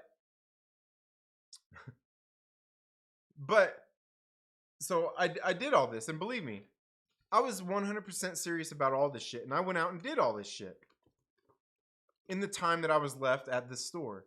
Like I said, this plan of action, I got demoted, all this shit happened. I actually even went to the market manager and talked about this, about my position and all that stuff. Like, you know, because the market manager knew me. The market manager's office was in our store.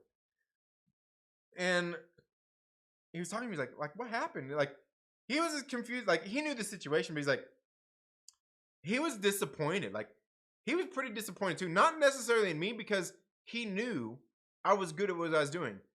My department was the first fucking department that you would see every goddamn time you walk through the front door. Every time that he would walk through that front door at the store, he's walking into my fucking department. My expectations were through the fucking roof for the store. And you know what? He rarely ever had to bitch about my department. That's why he was like, what happened? He had no clue. He read my plan of action. You know what? He fucking loved it. I had other managers that read this shit except for my assistant manager. All the other managers that read this shit, and I think they all read it, loved it. Because they all knew. The manager that I got over me was a control freak fucking bitch that didn't like me and was just out to get me. And she proved it. And in this plan of action, I went in there and fucking called her out and told it like it is. Because the people...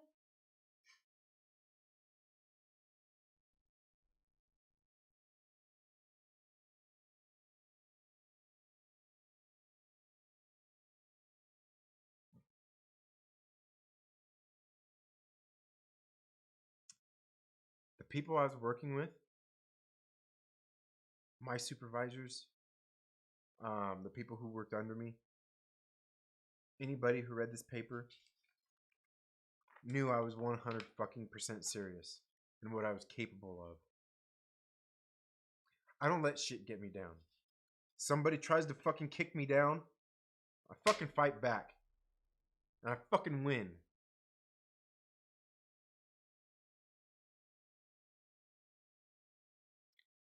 I don't get kicked down. And when I do, I get back the fuck up and I fight. It's not about positivity. Positive mindset works. But all the people that I worked with, they knew I was 100 fucking % serious about this. They knew how passionate I was about my job. They knew how much I cared about them and everything else too. I wasn't kidding on any of this. Some of it sounds jokey, but I was 100 fucking % serious because I was very fucking passionate about my job, about what I did, about the people that worked under me, the people that worked and helped me get to where I was, the people that helped fucking train me. I was fucking 100% serious about it. And our market manager even knew that shit. So much so that he got me transferred to a new store where I wouldn't have to be commuting back and forth to work 40 miles every day. He got me transferred to a store where I was just like 5 minutes away from where I lived at. I was just down. It was just down the street.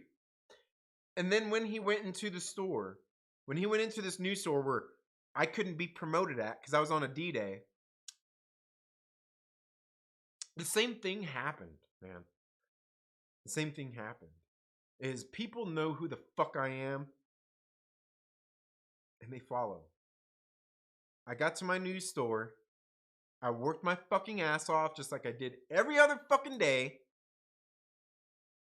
People started coming to me about what we needed to do while we were working. People on my same crew. Because the people, the supervisors who are over our fucking crew weren't good at their jobs. And they used to come to me. And I'm like, and I used to tell them, go ask somebody else. You know, like, I would tell them. But I'm like, just have, like, you know, but I was always nice about it. I'm like, and I would tell them, and I asked them, like, why do you guys come to me? And they're like, because you know what you're doing. Because they're all coming to me. I'm like, bro, I don't get fucking paid for this, man. You're asking me to do my supervisor's job, but it was the people I worked alongside. They wanted to work for me. They knew our fucking supervisors didn't give a fuck, and they didn't. Eventually, like, I went back there and I was working, but eventually I was in this one of these departments as well. I was working in a department, and my department manager, she was new, but I was out there working one night. I was working. And I was sitting there like, what's going on here? Trying to stalk and do go backs and bullshit that I had to do as a fucking peon employee, as a peon associate. You know what I did? You know what I did? Because I knew that I couldn't be promoted or anything. Instead of bitching about it and acting like a little bitch, I went and I fucking worked just like I did every other day. I went into that department where I was working, and like I said, my department manager was somewhat new. I went through in our meat cases and everything one day because it's like where all the bacon and sausage and all that bullshit was. Like, I was sitting there trying to do go backs and all this bullshit one day. I'm like, I can't fucking do this. Trying to stock shit from the back. I can't do this because there's fucking missing labels. These mods are all wrong. So what did I do? I went back and I printed the fucking modulars, all of them. Printed all the fucking modulars, all the fucking labels.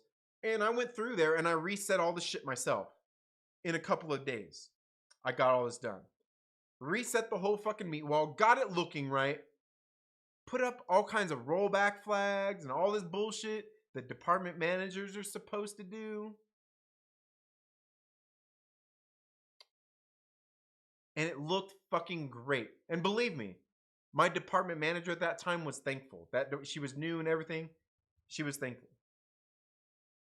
So then one day, the market manager, the guy who read this paper and the guy who got me transferred, was walking through the store.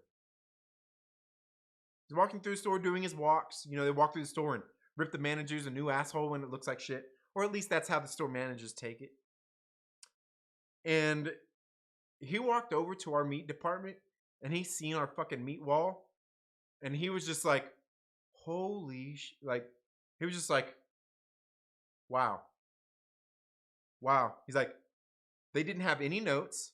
And he's like, this looks excellent. This is how this is supposed to look. Well, I tell you, he wasn't too surprised to see my face, or he didn't act so surprised when he seen my face sitting there working. When he seen me and he seen it, he's like, oh, I get it. Because after he got done walking with the managers, one of the managers came up to me and was like, hey, you did really good on this. Like, Mickey said something about, you know, how good this looked. And like, he knew it was me.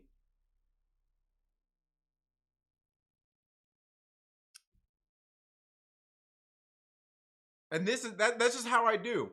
That's just how I work. I'm not that lazy motherfucker that's gonna that you're gonna be picking up my slack. I just don't do that. I can't do that. And all of that has bullshit to do with positivity. Again, positive mindset, yes, but the right mindset. Your determination, your resiliency. So many things that people just don't fucking seem to have these days.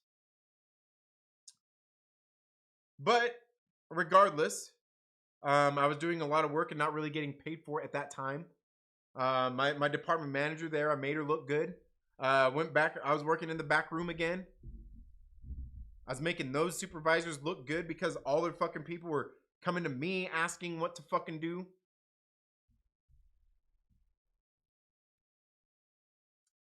That's just what I did, man. It's just what I do. You know why? Because that's what heroes do.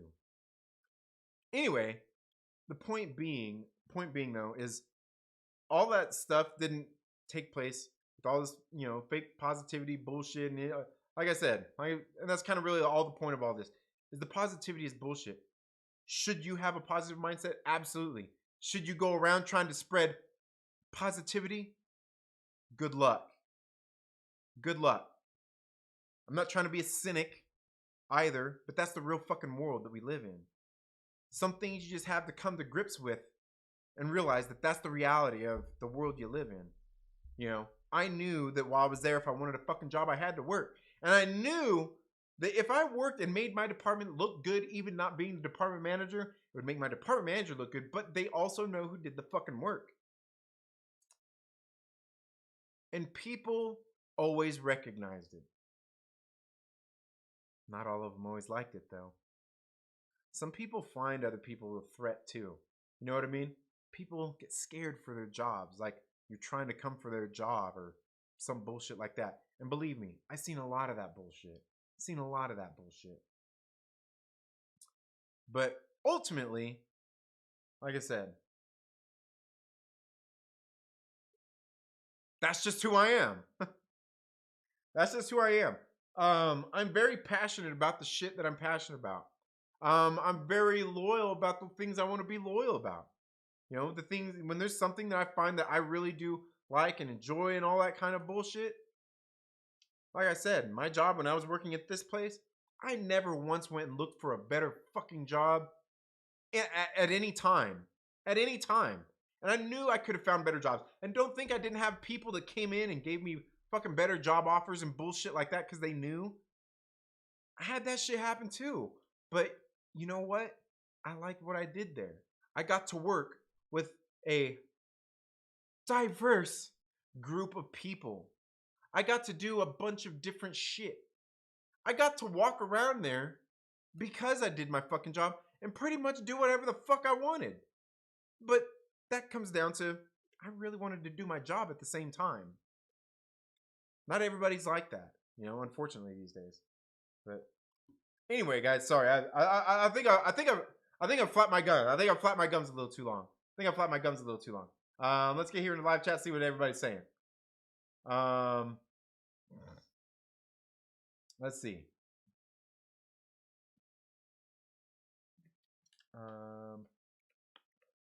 You caught it? Oh, now I'm behind, says Justin. Fired. Yeah, you're fired. Oh, all right. Gobbledygook? Butt kiss? What the? Yeah. Yep. I used words like that to let them know that I was still taking this lightheartedly, as serious as I was taking it. I think I pretty much laid it all out there. Yeah, butt kiss. Yeah. What if your boss and wife are swingers? Oh man, someone's proud of the self. Am I not supposed to be proud about my accomplishments? Am I not? I mean, why would I not be proud about my accomplishments? I mean, there's nothing wrong with that. I fucking busted my ass for all those fucking accomplishments. And it's not even about that. I busted my ass to earn so many of these motherfuckers' respect that they wanted to follow me. They wanted that. They wanted to work for me. So, yeah, I'm going to be proud of that. Why wouldn't I? It wasn't fucking easy. It wasn't fucking easy. Like, I didn't just become like a fucking great fucking leader and supervisor overnight. This shit was hard. It was rough. But every single time I was in charge of doing that shit, yeah, I fucking take pride in my shit. Who doesn't? Huh? Lots of people. But yeah. I'm gonna be fucking proud of my accomplishments. Why wouldn't I be? Nobody else is gonna be. So you did have to give up your back room to keep the job, yeah? What? What is Cinco de Mayo? Oh, shut up. Shut up, Dixie. So what is this letter? The meaning? It was a D-Day. I had a decision-making day. I had a job. Basically, I was on the last step to getting fired.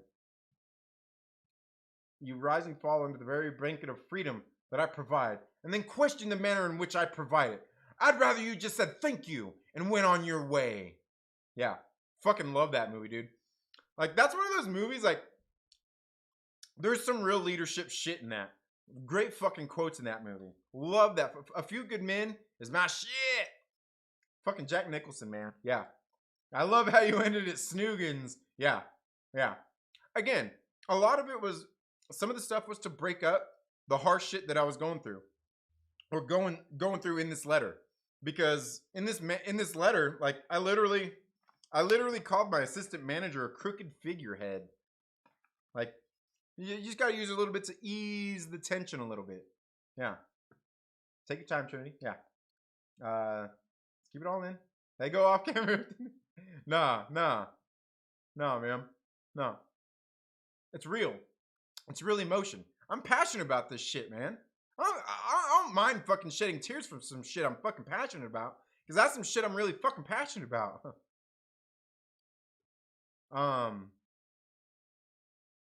And ultimately, it's one of the things I miss about having a regular fucking job. But I don't miss it either, because I know if I went and got a new job, I'm gonna have to work my way up and all that bullshit. And like, it's just who I am. It's just how I am. You know what I mean? But yeah. Yeah, no.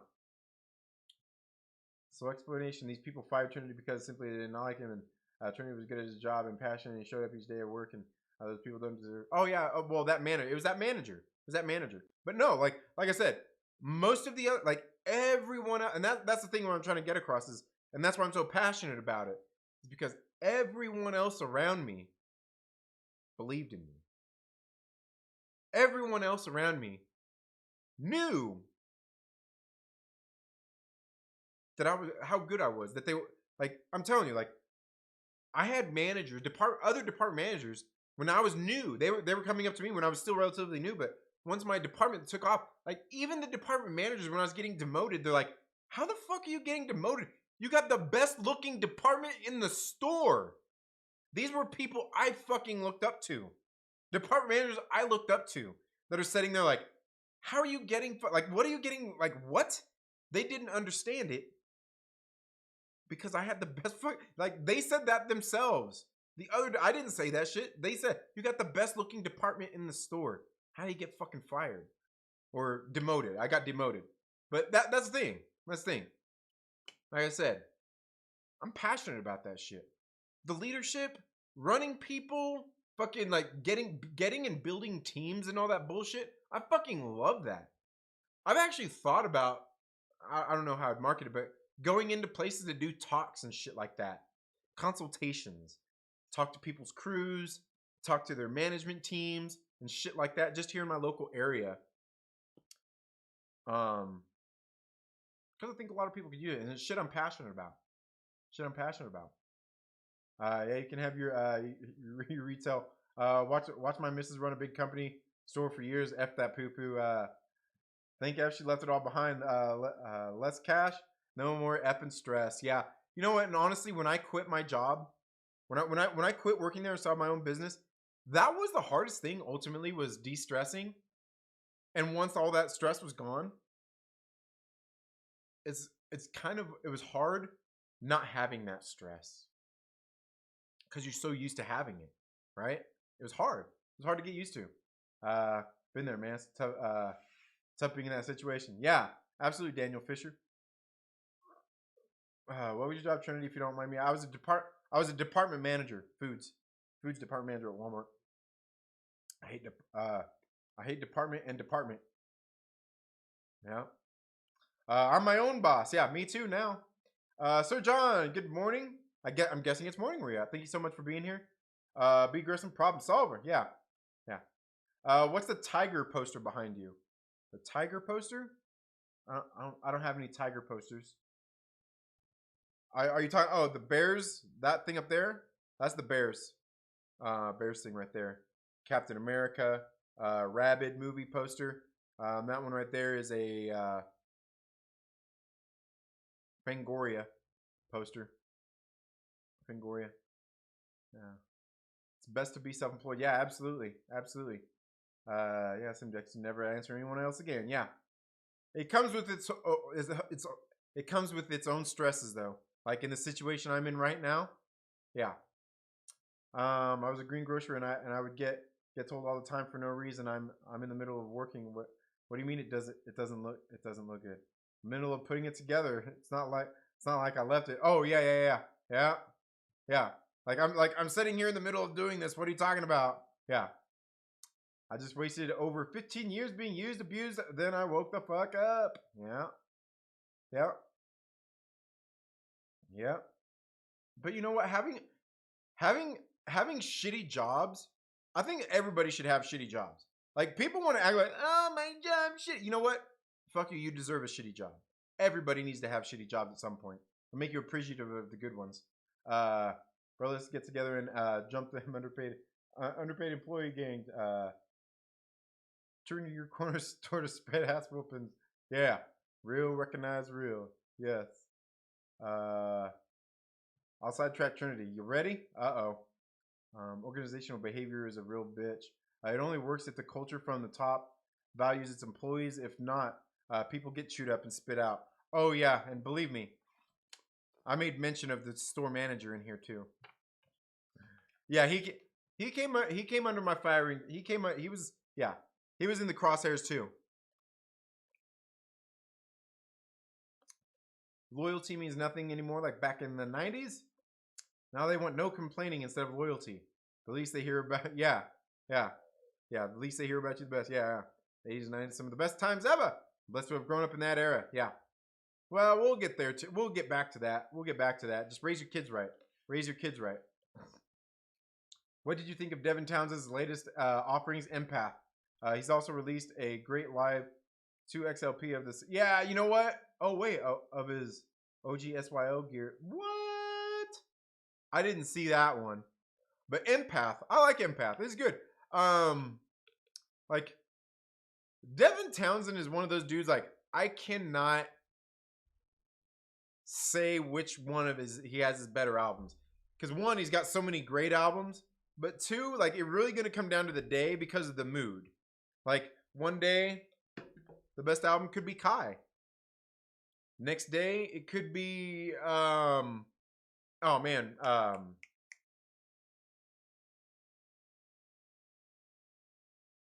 why am I forgetting the name of it? Ocean Machine.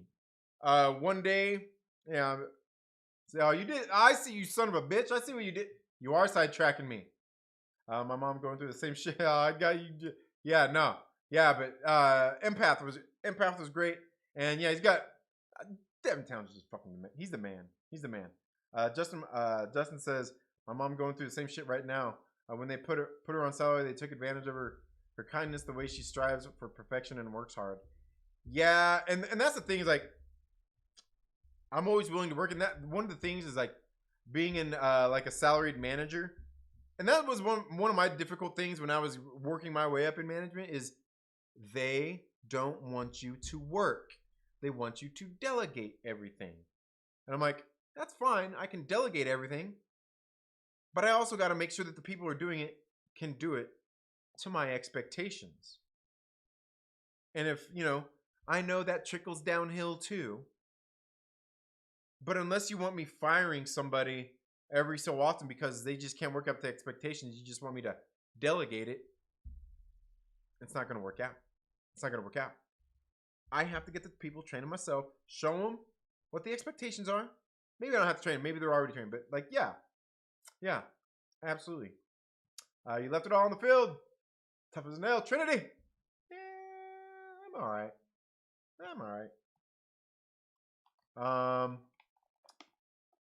Let's see. Obi-Wan the homie. What is up, my man?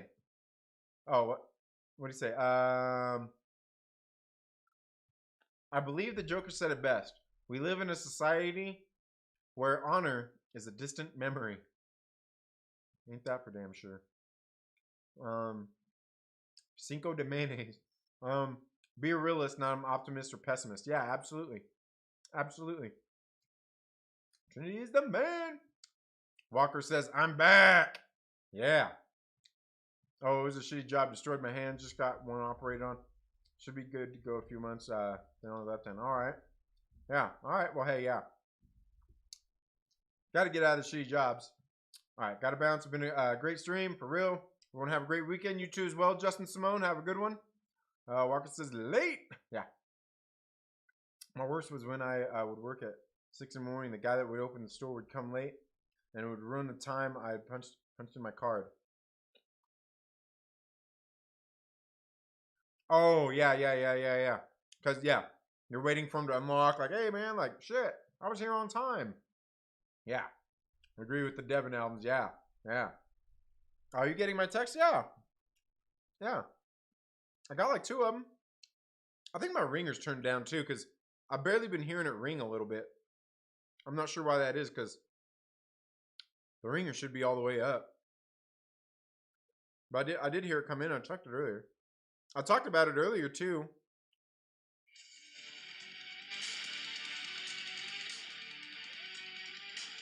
Because they've been coming in like that.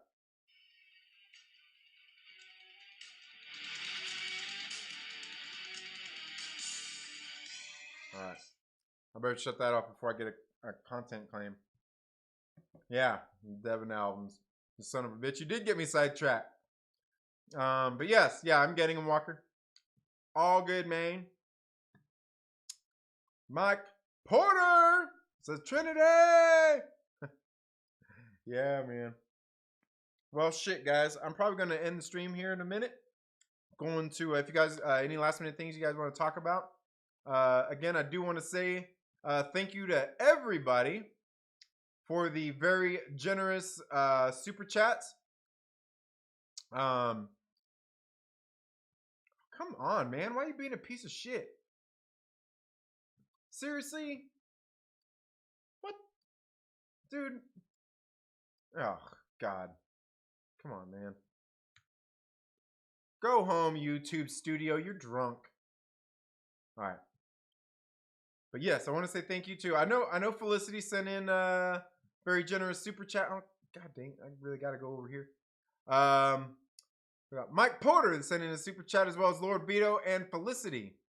And Johnny on the Spot and Drunk 3PO as well. Lord Veedo sent in some very generous super chats as well. So I do want to say thank you to all of you guys. Lord Veedo, Drunk 3PO, Johnny on the Spot, Felicity, Lord Veedo, and my man Mike Porter.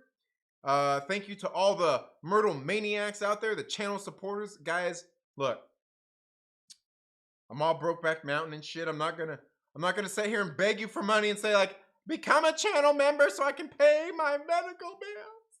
Send me super chat so I can pay my medical bills. I'm not gonna do that. I'm not gonna do that. Well, mostly because hopefully as soon as everything gets settled, most of it should be taken care of. I mean, should I really even have anything out of pocket when this is all said and done? Sure the fuck hope not. Sure the fuck hope not.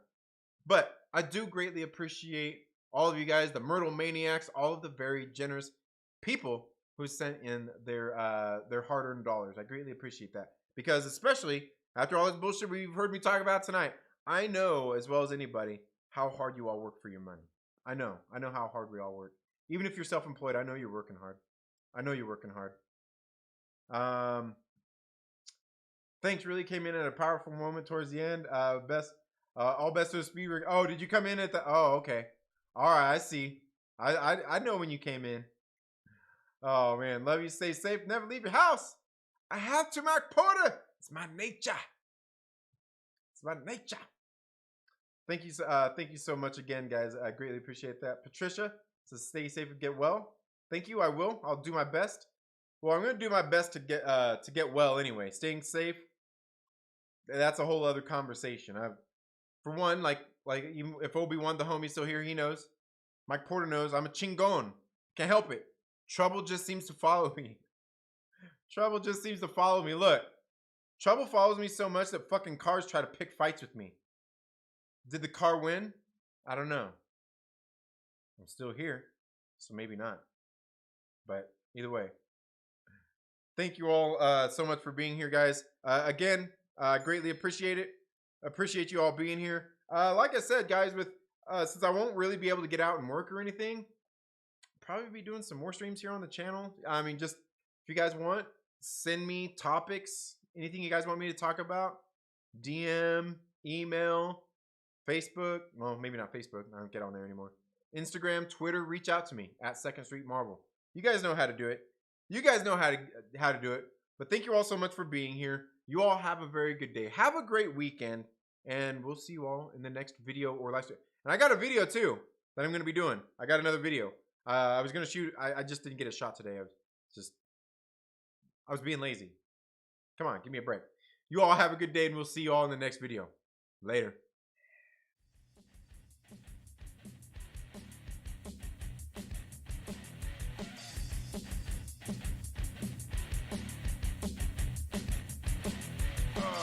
Thank you guys so much for being here, man.